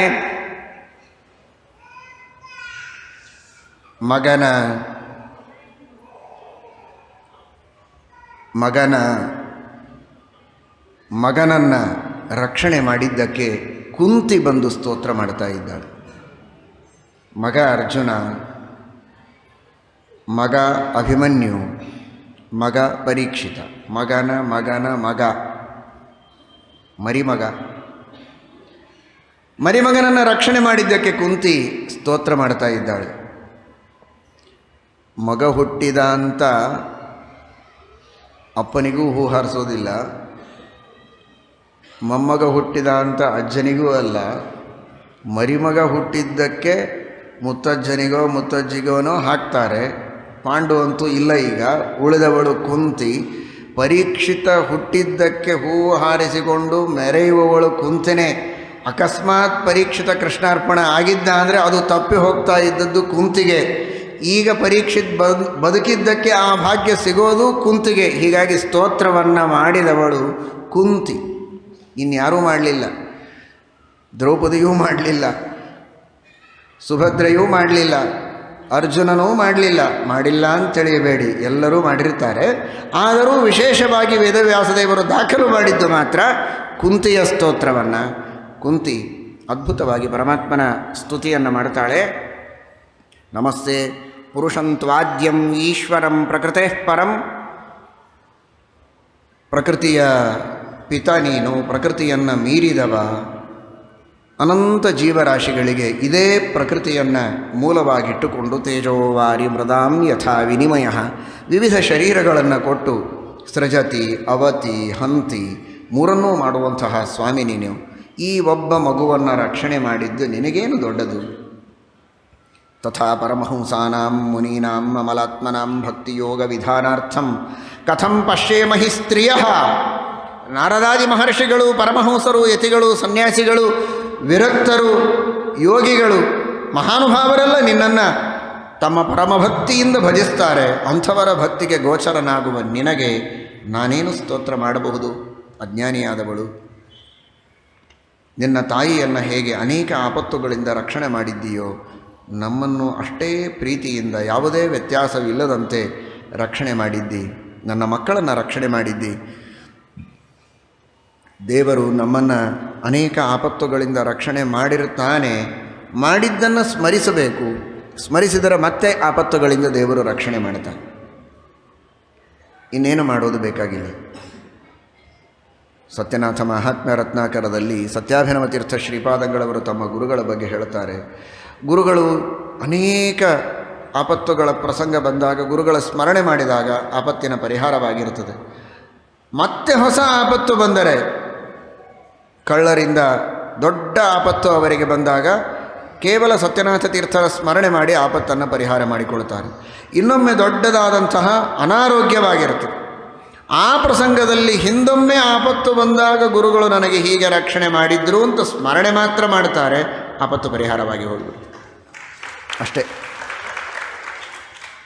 ಹಾಗೆ ದೇವರು ನಮಗೆ ಆಪತ್ತುಗಳು ಬಂದಾಗ ಪರಿಹಾರ ಮಾಡಿದ್ದನ್ನು ನೆನೆಸಿಕೊಳ್ಳೋದು ಒಂದು ದೊಡ್ಡ ದೇವರದ ಸೇವೆಯೇ. ಅಷ್ಟಕ್ಕೂ ದೇವರು ಪ್ರಸನ್ನನಾಗಿ ನಮ್ಮನ್ನು ರಕ್ಷಣೆ ಮಾಡುತ್ತಾನೆ ಎಂಬ ತತ್ವವನ್ನು ತಿಳಿಸುವುದಕ್ಕೆ ಮಹಾತಾಯಿ ಕುಂತಿ ವಿಷನ್ಮಹಗ್ನೇ ಪುರುಷಾದದಂಶನಾತ್ ಅಸತ್ಸಭಾಯಾವನವಾಸ ಕೃಚ್ಛ್ರತಃ ಮೃಧೇನೇಕ ಮಹಾರಥಾಸ್ತ್ರತೋ ದ್ರೌಣ್ಯಸ್ತ್ರತಶ್ಚಾಸ್ಮ ಹರೇಭಿರಕ್ಷಿತಾ. ವಿಷ ಕೊಟ್ಟು ಕೊಲ್ಲಬೇಕು ಅಂತ ಮಾಡಿದ ದುರ್ಯೋಧನ, ಆಗಲೂ ಪಾಂಡವರಿಗೆ ಏನೂ ಆಗದಂತೆ ಎಲ್ಲ ವಿಷವನ್ನು ಒಬ್ಬರೇ ಭೀಮಸೇನ ದೇವರು ಚಿನ್ನುವಂತ ನೀನೇ ಧಿಯೋ ಯೋನಃ ಪ್ರಚೋದಯಾತ್ ಪ್ರೇರಣೆ ಮಾಡಿದಿ. ಭೀಮಸೇನ ದೇವರು ಅದನ್ನು ಸ್ವೀಕಾರ ಮಾಡಿದರು, ಜೀರ್ಣ ಮಾಡಿಕೊಂಡರು. ಹಾವುಗಳಿಂದ ಕಚ್ಚಿಸಿದ, ಹಾವುಗಳ ಹಲ್ಲು ಮುರಿದು ಹೋಯಿತು. ಭೀಮಸೇನ ದೇವರಿಗೆ ಏನಾಗಲಿಲ್ಲ. ಅದು ನೀನು ಕೊಟ್ಟ ಬಲ ಭೀಮಸೇನ ದೇವರಿಗೆ. ದ್ರೌಪದಿಯ ವಸ್ತ್ರಾಪಹರಣ ಮಾಡಿ ಮಾನಭಂಗ ಮಾಡಲಿಕ್ಕೆ ಪ್ರಯತ್ನ ಮಾಡಿದರು. ಒಬ್ಬ ಹೆಣ್ಣಿನ ಮಾನಭಂಗ ಮಾಡುವುದಕ್ಕೆ, ಸೀರೆ ಸೆಳೆಯುವುದಕ್ಕೂ ಪರಾಕ್ರಮಿಗಳಿಗೂ ಸಾಧ್ಯವಾಗಲಿಲ್ಲ ಅಂತ ನೆರೆದ ಸಭೆಯಲ್ಲಿ ಆ ಎಲ್ಲ ದುಷ್ಟರಾದ ಪರಾಕ್ರಮಿಗಳ ಮಾನಭಂಗವಾಗುವಂತೆ ಮಾಡಿದೆ. ಸೀರೆ ಸೆಳೆಯೋದಕ್ಕೂ ಆಗೋದಿಲ್ಲ, ಇವರೇನು ಯುದ್ಧ ಮಾಡ್ತಾರೆ ಎನ್ನುವ ರೀತಿಯಲ್ಲಿ ಅವರ ಮೈ ಮೇಲೆ ನೀರಿಳಿಸಿದೆ. ಇವಳ ಮಾನವನ್ನು ರಕ್ಷಣೆ ಮಾಡಿದಿ. ವನವಾಸದಲ್ಲಿ ಹಿಡಿಂಬ, ಕಿರ್ಮೀರ, ಮೊದಲು ಹಿಡಿಂಬ, ವನವಾಸ ಕಾಲದಲ್ಲಿ ಕಿರ್ಮೀರ, ಈ ಮೊದಲಾದ ಅನೇಕ ರಾಕ್ಷಸರಿಂದ ಯಾವುದೇ ಬಾಧೆಯಾಗದಂತೆ ರಕ್ಷಣೆ ಮಾಡಿದೆ. ಬಕಾಸುರ ಮೊದಲಾದವರನ್ನು ಕೂಡ ಭೀಮಸೇನ ದೇವರೇ ಸಂಹಾರ ಮಾಡಿದ್ದಾರೆ. ಈ ಯುದ್ಧದೊಳಗಂತೂ ಎಷ್ಟು ಅಸ್ತ್ರಗಳು, ಎಂಥೆಂಥ ದೇವತೆಗಳನ್ನು ಸ್ಮರಣೆ ಮಾಡಿಬಿಟ್ಟಂತಹ ಅಸ್ತ್ರಗಳು. ಆಗ್ನೇಯಾಸ್ತ್ರ, ಪಾರ್ಜನ್ಯಾಸ್ತ್ರ, ವಾರುಣಾಸ್ತ್ರ, ವಾಯವ್ಯಾಸ್ತ್ರ, ಬ್ರಹ್ಮಾಸ್ತ್ರ, ಏನು ಅಸ್ತ್ರಗಳನ್ನು ಬಿಟ್ಟರೂ ಒಬ್ಬರಿಗೂ ಒಂದು ಗಾಯವಾಗದಂತೆ ನಮ್ಮ ಮಕ್ಕಳನ್ನು ನೀನು ರಕ್ಷಣೆ ಮಾಡಿದ್ದಿ. ಮೃಧೇ ಮೃಧೇನೇಕ ಮಹಾರಥಾಸ್ತ್ರತಃ, ಕೊನೆಯದಾಗಿ ಅಶ್ವತ್ಥಾಮಾಚಾರ್ಯರು ಬಿಟ್ಟ ಬ್ರಹ್ಮಾಸ್ತ್ರದಿಂದ ಪಾಂಡವರನ್ನೂ ರಕ್ಷಣೆ ಮಾಡಿದಿ. ಪರೀಕ್ಷಿತ್ ಅವನನ್ನೂ ರಕ್ಷಣೆ ಮಾಡಿದ್ದಿ. ನೀನು ಮಾಡಿದ ಉಪಕಾರವನ್ನು ಎಷ್ಟು ಅಂತ ಸ್ಮರಿಸೋಣ.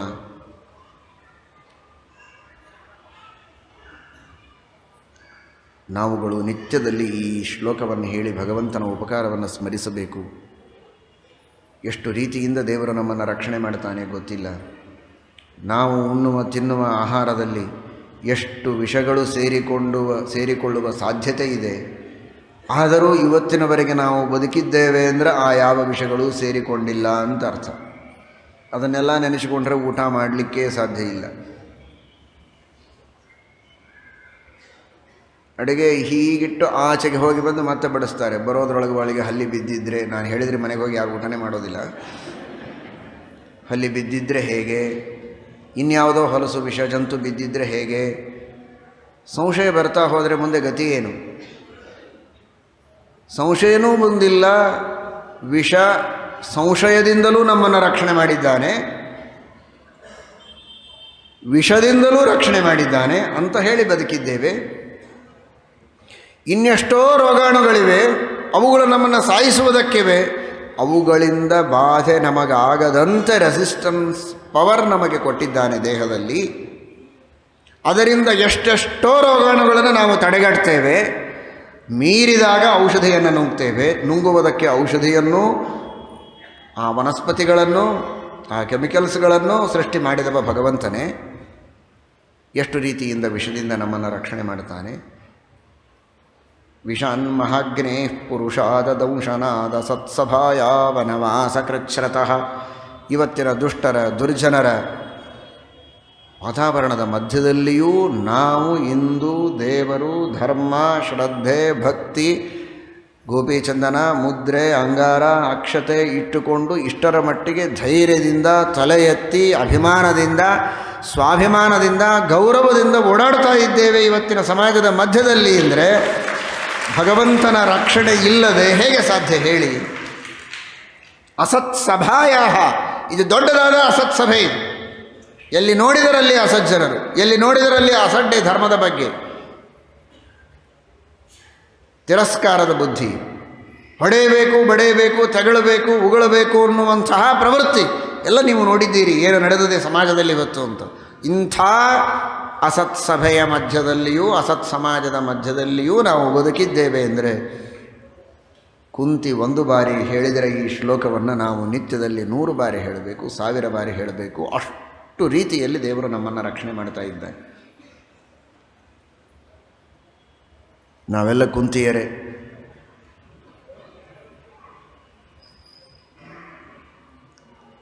ನಮ್ಮ ಉತ್ತರ ಕರ್ನಾಟಕದಲ್ಲಿ ನೀವೆಲ್ಲ ಕೂತಿದ್ದೀರಾ ಅಂತ ಕೇಳ್ತೀರಿ, ಚೆನ್ನಾಗಿ ಮಾತಾಡ್ತೀರಿ.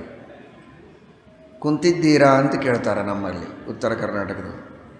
ಹೀಗಾಗಿ ಇಂತಹ ಅಸತ್ಸಭೆಯ ಮಧ್ಯದೊಳಗೆ ಇನ್ನೂ ಸ್ವಾಭಿಮಾನದಿಂದ ನಾವೆಲ್ಲ ಕುಂತಿದ್ದೀವಲ್ಲ, ಅದರಿಂದ ನಾವೆಲ್ಲ ಕುಂತಿಯರೆ. ಹೀಗಾಗಿ ನಾವು ಈ ಸ್ತೋತ್ರವನ್ನು ಹೇಳುವುದರೊಳಗೆ ಏನು ತಪ್ಪಿಲ್ಲ ಅಂತ ಅಂದ್ಕೊಳ್ಳಿ. ವಿಪದ ಸಂತು ನ ಶಶ್ವತ್ ತತ್ರ ತತ್ರ ಜಗತ್ಪತೆ ಭವತೋ ದರ್ಶನಂ ಯತ್ ಸ್ಯಾತ್ ಅಪುನರ್ಭವ ದರ್ಶನಂ. ಕೃಷ್ಣ, ಆದರೆ ಒಂದು ಮಾತ್ರ, ನೀನು ಹೊರಟು ನಿಂತಿದ್ದೀಯ, ಮತ್ತೆ ಮತ್ತೆ ನೀನು ಬರಬೇಕು. ನಂದೇನು ಕೆಲಸ? ಅನೇಕ ಜನ ಹಾಗೆ ಕೇಳ್ತಾರೆ, ನಾನು ಯಾಕೆ ಬರಬೇಕು, ನಂದೇನು ಕೆಲಸ, ಏನಾದರೂ ಪ್ರಾಬ್ಲಮ್ ಇದೆಯಾ ಹೇಳಿ ನಾನು ಬರ್ತೇನೆ ಅಂತ. ಹಾಗಾದರೆ ನೀನು ಬರಬೇಕಾದ್ರೆ ಪ್ರಾಬ್ಲಮ್ಸ್ ಇದ್ದರೆ ನೀನು ಬರ್ತೀಯ ಅಂದರೆ, ನೀನು ಬರೋದಕ್ಕೆ ಅದೇ ಒಂದು ದೊಡ್ಡ ಕಾರಣ ಆಗೋದಾದರೆ ಅವಶ್ಯವಾಗಿ ನನ್ನ ಜೀವನದಲ್ಲಿ ಕ್ಷಣ ಕ್ಷಣಕ್ಕೆ ವಿಪತ್ತುಗಳೇ ಬರಲಿ, ಆಪತ್ತುಗಳೇ ಬರಲಿ, ಪ್ರಾಬ್ಲಮ್ಸೇ ಇರಲಿ, ಅವುಗಳನ್ನು ಪರಿಹಾರ ಮಾಡುವುದಕ್ಕೆ ನೀನು ಬರೋದಾದರೆ ಇದಕ್ಕಿಂತ ದೊಡ್ಡ ಭಾಗ್ಯ ನನಗಿನ್ನೇನು ಬೇಕು ಅಂತಾನೆ ಕುಂತಿ. ಈ ಅವಸ್ಥೆ ಇದೆ ನೋಡಿ, ಈ ಒಂದು ಚಿಂತನದ ಹಂತ ಇದು ಬಹಳ ದೊಡ್ಡದು. ಮಾತಾಡೋದಕ್ಕೆ ಬಹಳ ಸುಲಭ, ಪುಸ್ತಕದಲ್ಲಿದೆ, ನಾನು ಹೇಳಿಬಿಟ್ಟೆ ಅಷ್ಟೇ. ಆದರೆ ಕುಂತಿಯ ಈ ಆಲೋಚನೆಯ ಒಂದು ಮಟ್ಟ ಇದೆ, ಎಷ್ಟು ಉನ್ನತವಾದದ್ದು. ಕಷ್ಟಕಾಲದಲ್ಲಿ ನಮಗೆ ಭಗವಂತನ ಚಿಂತನೆ ಬರುತ್ತೆ ಅಂದರೆ, ಕಷ್ಟಗಳೇ ಜೀವನದಲ್ಲಿರಲಿ, ಭಗವಂತನ ಚಿಂತನೆಗೆ ಅದೊಂದು ದೊಡ್ಡದಾದ ಅವಕಾಶ. ಸುಖದಲ್ಲಿ ನಾವು ದೇವರನ್ನು ಮರೆತು ಬಿಟ್ಟರೆ ಹೇಗೆ? ಸುಖ ಬೇಡ, ದುಃಖವೇ ಬರಲಿ ಅಂತ ದುಃಖಕ್ಕೆ ಸ್ವಾಗತ ಹೇಳಿದವಳು, ದುಃಖಕ್ಕೆ ಬಾಗಿಲು ತೆರೆದಿಟ್ಟವಳು ಮಹಾನುಭಾವಳು ಕುಂತಿ. ಆದರೆ ವಿಚಿತ್ರ ಅಂದರೆ ನೋಡಿ, ಈ ಪ್ರಾರ್ಥನೆಯನ್ನು ಮಾಡಿದಳು ಮಹಾನುಭಾವಳು ಕುಂತಿ, ಮುಂದೆ ದುಃಖಗಳೇ ಯಾವ ಬಂದಿಲ್ಲ. ಪಾಂಡವರು ರಾಜ್ಯ ಆಡಿದರು, ಮುಂದೆ ತಾನು ತನ್ನ ಸಾಧನೆಯ ಹಂತ ಮುಗಿಯಿತು ಅಂತ ತಾನು ಧೃತರಾಷ್ಟ್ರ ಗಾಂಧಾರಿಯರ ಜೊತೆಗೆ ವನಕ್ಕೆ ಹೋಗಿ ತಪಸ್ಸು ಮಾಡಿ ಸದ್ಗತಿಯನ್ನು ಹೊಂದಿದ್ದಾಳಷ್ಟೇ. ಏನು ದುಃಖ ಅನುಭವಿಸಬೇಕಾಗಿತ್ತೋ ಎಲ್ಲ ಮೊದಲೇ ಅನುಭವಿಸಿದ್ದಾಳೆ. ಕೊನೆಗೆ ಈ ಮಾತಂದಿದ್ದಾಳೆ. ಇದರಿಂದ ನಮಗೆ ಭಾಗವತ ತಿಳಿಸೋದೇನು ಅಂದರೆ, ದೇವರು ಕೂಡ ಭಗವಂತನಿಗೆ ಪ್ರಚಂಡ ಅಂತಾರೆ. ಪ್ರಚಂಡವಾದ ಸೂರ್ಯನಂತೆ ಭಾರೀ ಪ್ರಚಂಡವಾದ ಪ್ರಖರವಾದ ತೇಜಸ್ಸು ಪರಮಾತ್ಮನದು ಅಂತ. ತೇಜಸ್ಸು ಭಾರಿ ಇದೆ ಅನ್ನೋ ಅರ್ಥದೊಳಗೆ ಪ್ರಚಂಡ ಬೇರೆ, ಇನ್ನೊಂದು ಅರ್ಥದೊಳಗೂ ಪ್ರಚಂಡ. ಪ್ರಚಂಡ ಅಂದರೆ ನೀವೇನಂತೀರೋ ಅದಕ್ಕೆ ವಿರುದ್ಧ ಮಾಡ್ತೀನಿ ಅಂತಾನೆ ದೇವರು. ಯಾಕಂದರೆ ನೀನು ಅಸ್ವತಂತ್ರ, ನಾನು ಸ್ವತಂತ್ರ ಅಂತ ತೋರಿಸ್ಬೇಕಾಗಿದೆ ದೇವರಿಗೆ. ಹೀಗಾಗಿ ಇಷ್ಟು ದಿವಸ ವಿಪತ್ತುಗಳನ್ನು ಕೊಟ್ಟ ನೀನು ವಿಪತ್ತುಗಳನ್ನೇ ಕೊಡು ಮಹಾರಾಯ ಅಂದರೆ ಕೊಡೋದೇ ಇಲ್ಲ, ಹೋಗೋ ಅಂದ. ಇದು ಒಂದು ಒಳಗಿನ ರಹಸ್ಯ. ನಾವು ದೇವರಿಂದ ಏನೇನೇನೇನೇನೇನೂ ದುಃಖ ನಮಗಾಗಬಾರ್ದು ಅಂತ ಅಪೇಕ್ಷೆ ಇದ್ದರೆ ದುಃಖ ಕೊಡಲೇಬೇಡ. ಯಾರಂದ್ರು ಹೇಳಿ? ಆಶ್ವಿನ ಮಾಸದಲ್ಲಿ ಕೇಳ್ತೀರಲ್ಲ ವೆಂಕಟೇಶ ಮಹಾತ್ಮ್ಯ, ಜನಕ ಮಹಾರಾಜ, ನಾನು ದುಃಖವನ್ನು ಸರ್ವಥಾ ಕಣ್ಣಿನಿಂದ ನೋಡಬಾರದು. ದುಃಖವನ್ನೇ ಯಾರೋ ಜನಕನ ದುಃಖಂ ನ ಪಶ್ಯೇ ನೇತ್ರಾಭ್ಯಾಂ, ಆ ರೀತಿಯಾಗಿ ಅಪೇಕ್ಷೆಯನ್ನು ಪಟ್ಟ. ದುಃಖವೇ ನನಗಾಗಬಾರದು ಅಂತ ಅಪೇಕ್ಷೆ ಪಟ್ಟದ್ದಕ್ಕೆ ದೇವರು ದುಃಖವನ್ನು ತೋರಿಸೇ ಬಿಟ್ಟ. ದುಃಖಗಳನ್ನೇ ಕೊಡು ಅಂತ ಇವಳು ಕೇಳಿದ್ಲು, ದುಃಖ ಕೊಡಲೇ ಇಲ್ಲ ಕೊನೆಗೆ. ಇದು ಒಳಗಿನ ಗುಟ್ಟು, ಯಾರಿಗೆ ಹೇಳಬೇಡಿ. ವಿಪದ ಸಂತು ನ ಶಶ್ವತ್ ತತ್ರ ತತ್ರ ಜಗತ್ಪತೆ ಭವತೋ ದರ್ಶನಂ ಯತ್ ಸ್ಯಾತ್ ಅಪುನರ್ಭವ ದರ್ಶನಂ. ಜೊತೆಗೆ ಕುಂತಿಗೆ ಇರುವಂತಹ ಅಪೇಕ್ಷೆ ಅಪರೋಕ್ಷ ಜ್ಞಾನ. ಅವರೆಲ್ಲ ದೇವತಾಂಶ ಸಂಭೂತರು, ಜ್ಞಾನಿಗಳೇ. ನೈವ ದೇವ ಪದಂ ಪ್ರಾಪ್ತಾ ಬ್ರಹ್ಮದರ್ಶನ ವರ್ಜಿತಾ. ಪರಾವಹ ಎಂಬ ಮರುತ್ತಿನ ಹೆಂಡತಿ ಇವಳು ಮೂಲರೂಪದಲ್ಲೇನೆ. ಈ ಕುಂತಿ ಕೇಳ್ತಾ ಇರುವುದು ಆ ಅಪರೋಕ್ಷ ಜ್ಞಾನ ನಿನ್ನ ಅನುಗ್ರಹದಿಂದ ಇದೆ, ಅದು ಜಾಗರೂಕವಾಗಿರಲಿ. ಆ ಅಪರೋಕ್ಷ ಜ್ಞಾನ ನನಗೆ ಬೇಕು. ದರ್ಶನ ಅಂದರೆ ಸುಮ್ಮನೆ ಬಂದು ಭೇಟಿ ಕೊಡೋದಲ್ಲ. ಭವತೋ ದರ್ಶನಂ ಯತ್ ಸ್ಯಾತ್ ಇದೆ, ಆದರೆ ಅದು ಸ್ಥಿರವಾಗಿರಲಿ, ಅದು ಮತ್ತೆ ಮತ್ತೆ ಬರ್ತಾ ಇರಲಿ. ಏನದರಿಂದ ಲಾಭ? ವಿಪದ ಸಂತು ನ ಶಶ್ವತ್ ತತ್ರ ತತ್ರ ಜಗತ್ಪತೆ. ಅಪರೋಕ್ಷ ಜ್ಞಾನದ ಲಾಭ ಏನು ಅಂದರೆ ಬ್ರಹ್ಮಸೂತ್ರ ಭಾಷ್ಯದಲ್ಲಿ ತಿಳಿಸ್ತಾರೆ, ವೇದವ್ಯಾಸ ದೇವರು ಸೂತ್ರದಲ್ಲಿ ಹೇಳ್ತಾರೆ, ಶ್ರೀಮದಾಚಾರ್ಯರು ಭಾಷ್ಯದಲ್ಲಿ ತಿಳಿಸ್ತಾರೆ. ಸುಹೃದಃ ಸಾಧುಕೃತ್ಯಾಂ ದ್ವಿಷಂತಃ ಪಾಪಕೃತ್ಯಾಂ. ಯಾರು ಅಪರೋಕ್ಷ ಜ್ಞಾನಿಗಳಾಗ್ತಾರೋ ಅವರ ಅಪ್ರಾರಬ್ಧವಾದ ಪುಣ್ಯಗಳಿರುತ್ತಲ್ಲ ಅದೆಲ್ಲ ಅವರ ಇಷ್ಟರು ಮಿತ್ರರು ಅವರ ಭಕ್ತರು ತಗೊಂಡು ಬಿಡ್ತಾರೆ. ಅನಿಷ್ಟ ಪುಣ್ಯ ಅಪ್ರಾರಬ್ಧವಾದ ಏನೆಲ್ಲ ಪಾಪಗಳಿವೆ, ಯಾರು ಇವರ ದ್ರೋಹಿಗಳಿದ್ದಾರೋ ಅವರಿಗೆ ಅದೆಲ್ಲ ಪಾಪಗಳು ಹೋಗಿಬಿಡ್ತದೆ. ಮಾಡಿದ್ದು ಪಾಪ ಇವರು, ಆದರೆ ಆ ಪಾಪ ಎಲ್ಲ ದ್ವೇಷಗಳಿಗೆ ಹೋಗುತ್ತೆ. ದೇವರು ಮಾಡುವ ಅನುಗ್ರಹ, ಅಪರೋಕ್ಷ ಜ್ಞಾನವನ್ನು ಮಾಡಿಕೊಂಡ ವ್ಯಕ್ತಿಯ ಮೇಲೆ ದೇವರ ಮಾಡುವ ದೊಡ್ಡ ಅನುಗ್ರಹ ಅಂದರೆ ಬೆಟ್ಟದಷ್ಟು ಪಾಪ ಇದ್ದರೂ ಕೂಡ ಆ ಪಾಪದ ಫಲ ಒಂದಿಷ್ಟು ಇವನಿಗೆ ತಾಕದಂತೆ ಅಪ್ರಾರಬ್ಧವಾದ ಎಲ್ಲ ಪಾಪಗಳನ್ನು ಕೂಡ ಯಾರ್ಯಾರಿಗೋ ದ್ವೇಷಗಳಿಗೆ ಅಯೋಗ್ಯರಿಗೆ ಹಂಚಿ ಹಾಕಿಬಿಡ್ತಾನೆ.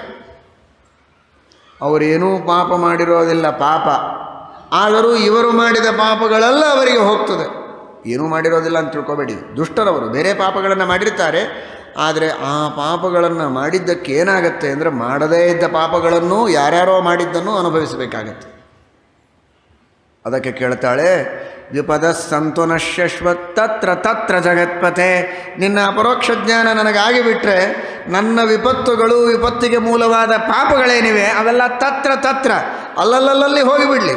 ಎಲ್ಲಿ ಅಲ್ಲಲ್ಲಲ್ಲಿ ಅಂದರೆ ಅವರ ಹೆಸರು ಹೇಳೋದಿಲ್ಲ, ಯಾಕೆಂದರೆ ದುಷ್ಟರ ಹೆಸರನ್ನು ಹೇಳಬಾರ್ದು ಅಂತಿದೆ. ತತ್ರ ತತ್ರ ಅಂದರು ಅಲ್ಲಲ್ಲಲ್ಲಿ ದುಷ್ಟರಿದ್ದಾರಲ್ಲ, ನೀಚರು, ಅಯೋಗ್ಯರು, ಪಾಪಿಷ್ಠರು, ಅವರಿಗೆಲ್ಲ ಹರಿದು ಹಂಚಿ ಹೋಗಲಿ ನನ್ನ ಪಾಪಗಳು, ನಿನ್ನ ದರ್ಶನವಾಗಲಿ ನನಗೆ ಎಂಬ ಪ್ರಾರ್ಥನೆಯನ್ನು ಕುಂತಿ ಮಾಡ್ತಾಳೆ.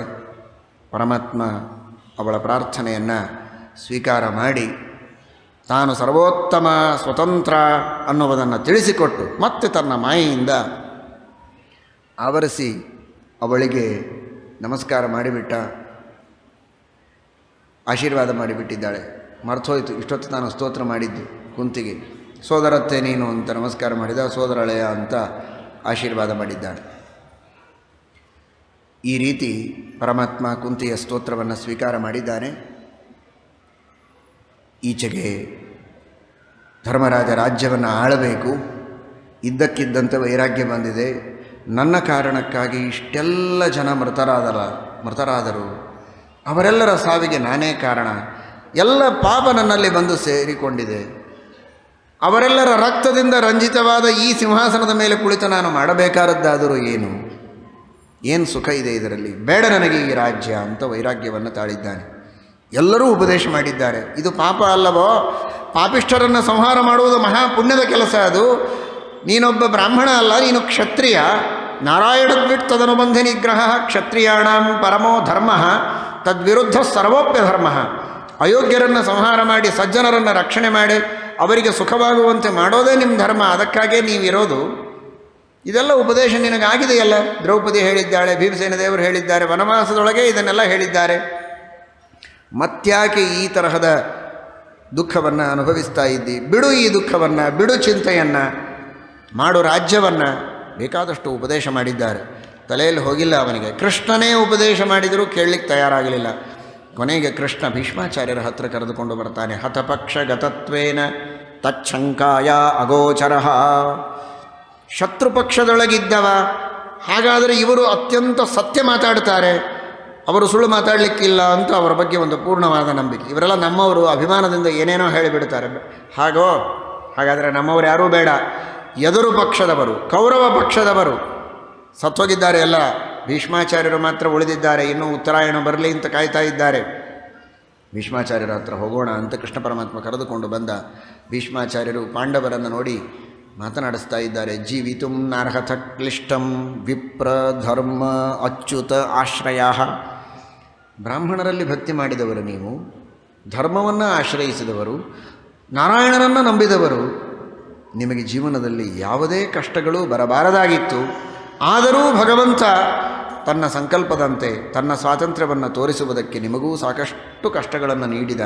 ಆದರೆ ಅದೇ ಭಗವಂತನನ್ನು ಎಂತಹ ಕಷ್ಟವಾದರೂ ಮರೆಯದೆ, ಸುಖವಾಗಲಿ ಬಹು ದುಃಖವಾಗಲಿ ಸಖ ನೀನಾಗಿರು ಪಾಂಡುರಂಗ ಅನ್ನುವ ನ್ಯಾಯವನ್ನು ಇಟ್ಟುಕೊಂಡು ಆ ನೀತಿಯನ್ನು ಪರಿಪಾಲನೆ ಮಾಡಿ ಕೊನೆಗೂ ಭಗವಂತರನ್ನು ಶರಣು ಹೋಗಿ ಕೌರವರನ್ನು ಸೋಲಿಸಿ ಸಂಹರಿಸಿ ಗೆದ್ದು ಈಗ ರಾಜ್ಯದ ಸುಖವನ್ನು ಅನುಭವಿಸುವ ಹಂತದಲ್ಲಿದ್ದೀರಿ. ದೇವರು ನಿಮಗೆ ಅನುಗ್ರಹವನ್ನು ಮಾಡಲಿ ಅಂತ ತುಂಬು ಮನಸ್ಸಿನಿಂದ ಭೀಷ್ಮಾಚಾರ್ಯರು ಹರಿಸಿದ್ದಾರೆ. ಆಮೇಲೆ ಧರ್ಮರಾಜ ತನ್ನ ಪ್ರಶ್ನೆಗಳನ್ನು ಮುಂದಿಟ್ಟಿದ್ದಾನೆ. ಈ ರೀತಿ ನಾನು ಮಾಡಿದಂತಹ ದೊಡ್ಡ ತಪ್ಪು ಪಾಪ ಇದಕ್ಕೇನು ಪ್ರಾಯಶ್ಚಿತ್ತ ಅಂತ.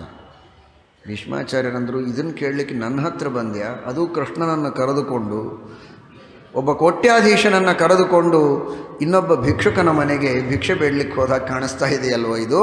ಸರ್ವಜ್ಞ ಶಿಖಾಮಣಿಯಾದ ಕೃಷ್ಣ ಇದ್ದಾಗ ಅವನಿಗೆ ಕೇಳಿ ಅವನಿಂದ ಉತ್ತರವನ್ನು ಪಡೆಯುವುದು ಬಿಟ್ಟು ನನ್ನ ಹತ್ತಿರ ಯಾಕೆ ಬಂದಿದ್ದಿ? ಅವನೇ ಉತ್ತರ, ಕೃಷ್ಣನೇ ಉತ್ತರ. ಗೋಪತಿರ್ಗೋಪ್ತ, ಸ್ವಯಂ ಶ್ರೀಕೃಷ್ಣನೇ ಉತ್ತರ. ಎಲ್ಲರ ಪ್ರಶ್ನೆಗಳಿಗೆ ಅವನೇ ಉತ್ತರ. ಅವನಿರುವಾಗ ನಿನಗೆ ಮತ್ತೆ ನಾನ್ಯಾಕೆ ಬೇಕಾಯಿತು? ಕೃಷ್ಣ, ನನ್ನ ಹತ್ರ ಯಾಕಪ್ಪ ಕರೆದುಕೊಂಡು ಬಂದಿದ್ದಿ? ಕೃಷ್ಣ ಅಂದ, ನೀನು ಸುಮ್ಮನೆ ಇರು, ಗೊಂಬೆ ಹಾಗೆ. ನಿನ್ನೊಳಗಿದ್ದು ಉತ್ತರ ಕೊಡೋದು ನಾನೇ, ಆದರೆ ನೀನು ಉತ್ತರ ಕೊಟ್ಟರೆ ಅವನಿಗೆ ವಿಶ್ವಾಸ ಬರುತ್ತೆ ಅನ್ನೋದಕ್ಕೆ ನೀನು ಉತ್ತರ ಕೊಡಬೇಕು ಅಂತ ಹೇಳಿದ್ದ. ಇದು ಭೀಷ್ಮಾಚಾರ್ಯರಿಗೆ ಹೇಳಿದ ಅಂತ ತಿಳಿಬೇಡಿ, ಎಲ್ಲರ ಹಣೆ ಬರಹವೂ ಇಷ್ಟೇ. ಈಗ ಪ್ರವಚನ ಹೇಳ್ತಾ ಇರುವುದು ನಾವು ಅಲ್ವೇ ಅಲ್ಲ.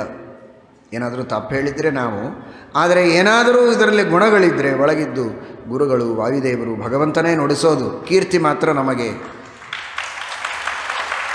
ಭೀಷ್ಮಾಚಾರ್ಯರಿಗೆ ಅವತ್ತು ಕೃಷ್ಣ ಹೇಳಿದ ಇದೊಂದು ಸ್ಪೆಷಲ್ ಒಕೇಶನ್ ಅಂತ ತಿಳಿಬೇಡಿ, ಯಾವಾಗಲೂ ಇಷ್ಟೇ. ಒಬ್ಬರಲ್ಲಿ ನಿಂತು ಮಾತಾಡ್ತಾನೆ, ಇನ್ನೊಬ್ಬರಲ್ಲಿ ನಿಂತು ಕೇಳ್ತಾನೆ. ಎಲ್ಲವೂ ಭಗವಂತನ ಕ್ರಿಯೆಯೇ. ನೀನೇನು ಚಿಂತೆ ಮಾಡಬೇಡ, ನಾನು ಒಳಗಿದ್ದು ನುಡಿಸ್ತೇನೆ ಅಂತ ಎಲ್ಲ ಧರ್ಮಗಳನ್ನು ಉಪದೇಶ ಮಾಡಿದ್ದಾರೆ. ಇದು ಪರಮಧರ್ಮ ಅಂತ ಮೊದಲು ಸಮರ್ಥನೆ ಮಾಡಿ, ದಾನ ಧರ್ಮ, ಆಪದ್ಧರ್ಮ, ರಾಜಧರ್ಮಗಳು, ಸ್ತ್ರೀ ಧರ್ಮಗಳು ಎಲ್ಲವನ್ನು ಭೀಷ್ಮಾಚಾರ್ಯರ ಮೂಲಕ ಇಡೀ ಜಗತ್ತಿಗೆ ಉಪದೇಶ ಮಾಡಿದ್ದಾನೆ. ದೊಡ್ಡವರು ಅತ್ರೂ ಲಾಭ, ನಕ್ರೂ ಲಾಭ, ಬಿದ್ದರೂ ಲಾಭ, ಎದ್ರೂ ಲಾಭ, ಉರುಳಿದ್ರೂ ಲಾಭ, ಹೊರಳಿದ್ರೂ ಲಾಭ. ಅವತ್ತು ಧರ್ಮರಾಜ ಒಂಚೂರ ಅತ್ತ, ನಾನು ಮಾಡಿದ್ದು ಪಾಪ ಅಂತಂದ ಅನ್ನೋದಕ್ಕೋಸ್ಕರ ಭೀಷ್ಮಾಚಾರ್ಯರು ಉಪದೇಶ ಮಾಡಿದರು. ಶಾಂತಿ ಪರ್ವ, ಅನುಶಾಸನ ಪರ್ವಗಳಂತಹ ದೊಡ್ಡ ಧರ್ಮ ಸಂಹಿತೆ ಇಡೀ ಜಗತ್ತಿಗೆ ಸಿಕ್ತು. ಅವನ ಅತ್ತದ್ದು ಸಮಾಜಕ್ಕೆ ದೊಡ್ಡ ಲಾಭ ಆಯಿತು. ನೀವತ್ರ ಏನಾಗ್ತದೆ? ಕತ್ತಿಗೂ ಲಾಭ ಆಗೋದು. ನೀವಂದರೆ ನೀವಲ್ಲ, ಯಾರಿಗೇನು ಲಾಭ ಆಗೋದು? ನಾವು ನೀವು ಹತ್ರ ಏನೂ ಇಲ್ಲ, ನಾವು ಹತ್ತದ್ದಷ್ಟೇ ಖರೆ. ಆದರೆ ಅವತ್ತು ಧರ್ಮರಾಜನಿಗೆ ಒಂದು ದುಃಖ ಆಯಿತು ನೋಡಿ. ಅವನು ಓಕೆ ಆಯ್ತಲ್ಲ, ಎಲ್ಲ ಯುದ್ಧ ಆಯಿತು, ಪ್ರಮಾಣ ವಚನ ಸ್ವೀಕಾರ ಮಾಡ್ತೇನೆ ಅಂತ ಸುಮ್ಮನೆ ಹತ್ತಿ ಬಿಟ್ಟಿದ್ದ ಅಂದರೆ ಸಿಂಹಾಸನ, ಯಾರಿಗೇನು ಲಾಭ ಆಗ್ತಾ ಇತ್ತು? ಆದರೆ ಅವತ್ತು ಅವನು ಅತ್ತ ಶಾಂತಿ ಪರ್ವ, ಅನುಶಾಸನ ಪರ್ವಗಳು ಬಂತು. ಯುದ್ಧಕ್ಕೆ ಬಂದಿದ್ದೇನೆ, ಯುದ್ಧ ಮಾಡ್ತೇನೆ ಅಂತ ಅರ್ಜುನ ನಿಂತಿದ್ದ. ಯುದ್ಧ ಆಗ್ತಿತ್ತು, ಸಾಯೋರು ಸಾಯ್ತಿದ್ರು, ಗೆಲ್ಲವರು ಗೆಲ್ತಿದ್ರು. ನಮಗೆ ಭಗವದ್ಗೀತೆ ಸಿಗ್ತಿರಲಿಲ್ಲ. ನಾನು ಯುದ್ಧ ಮಾಡೋದಿಲ್ಲ ಅಂತ ಅತ್ತ ಕೈಯಲ್ಲಿರುವ ಅಸ್ತ್ರ ಒಗದ. ಇಡೀ ಜಗತ್ತಿಗೆ ಭಗವದ್ಗೀತೆ ಸಿಕ್ತು. ದೊಡ್ಡವರು ಏನು ಮಾಡಿದರೂ ಲಾಭ ಆಗ್ತದೆ. ನಾವೇ ದೊಡ್ಡವರು ಅಂತ ನೀವೇ ತಿಳ್ಕೊಂಡು ಸುಮ್ಮನೆ ಮನೆಗೆ ಹೋದ ತಕ್ಷಣ ಅಳ್ಳಿಕ್ಕೆ ಶುರು ಮಾಡಬೇಡ್ರಿ. ಯಾವ ಗೀತಾನೂ ಬರೋದಿಲ್ಲ, ಯಾವ ಶಾಂತಿ ಪರ್ವನೂ ಬರೋದಿಲ್ಲ. ದೊಡ್ಡವರು ಬೇರೆ ಇದ್ದಾರೆ, ಅವರು ಅಳ್ತಾರೆ, ನೀವು ಭಾಳ ಚಿಂತೆ ಮಾಡಬೇಡಿ. ಆಮೇಲೆ ಧರ್ಮರಾಜನ ಪ್ರಶ್ನೆಗಳಿಗೆಲ್ಲ ಉತ್ತರ ನೀಡಿದ ಮೇಲೆ ಭೀಷ್ಮಾಚಾರ್ಯರು, ಉತ್ತರಾಯಣ ಬಂತು, ಇನ್ನು ನಾನು ಮಾಘ ಶುದ್ಧ ಅಷ್ಟಮಿ, ಭೀಷ್ಮಾಷ್ಟಮಿ ಅಂತೆ ಪ್ರಸಿದ್ಧವಾಯಿತು. ಅಷ್ಟಮಿ ತಿಥಿ ಮಾಡಬೇಕಾದ ಕಾರ್ಯಗಳನ್ನು ಅಷ್ಟೂ ಮಾಡಿ ಮುಗಿಸಿದ್ರು. ಅಷ್ಟಮಿ ತಿಥಿಯೊಳಗೆ ಇನ್ನೇನು ನಾನು ಉಳಿಯೋ ಅವಶ್ಯಕತೆ ಇಲ್ಲ,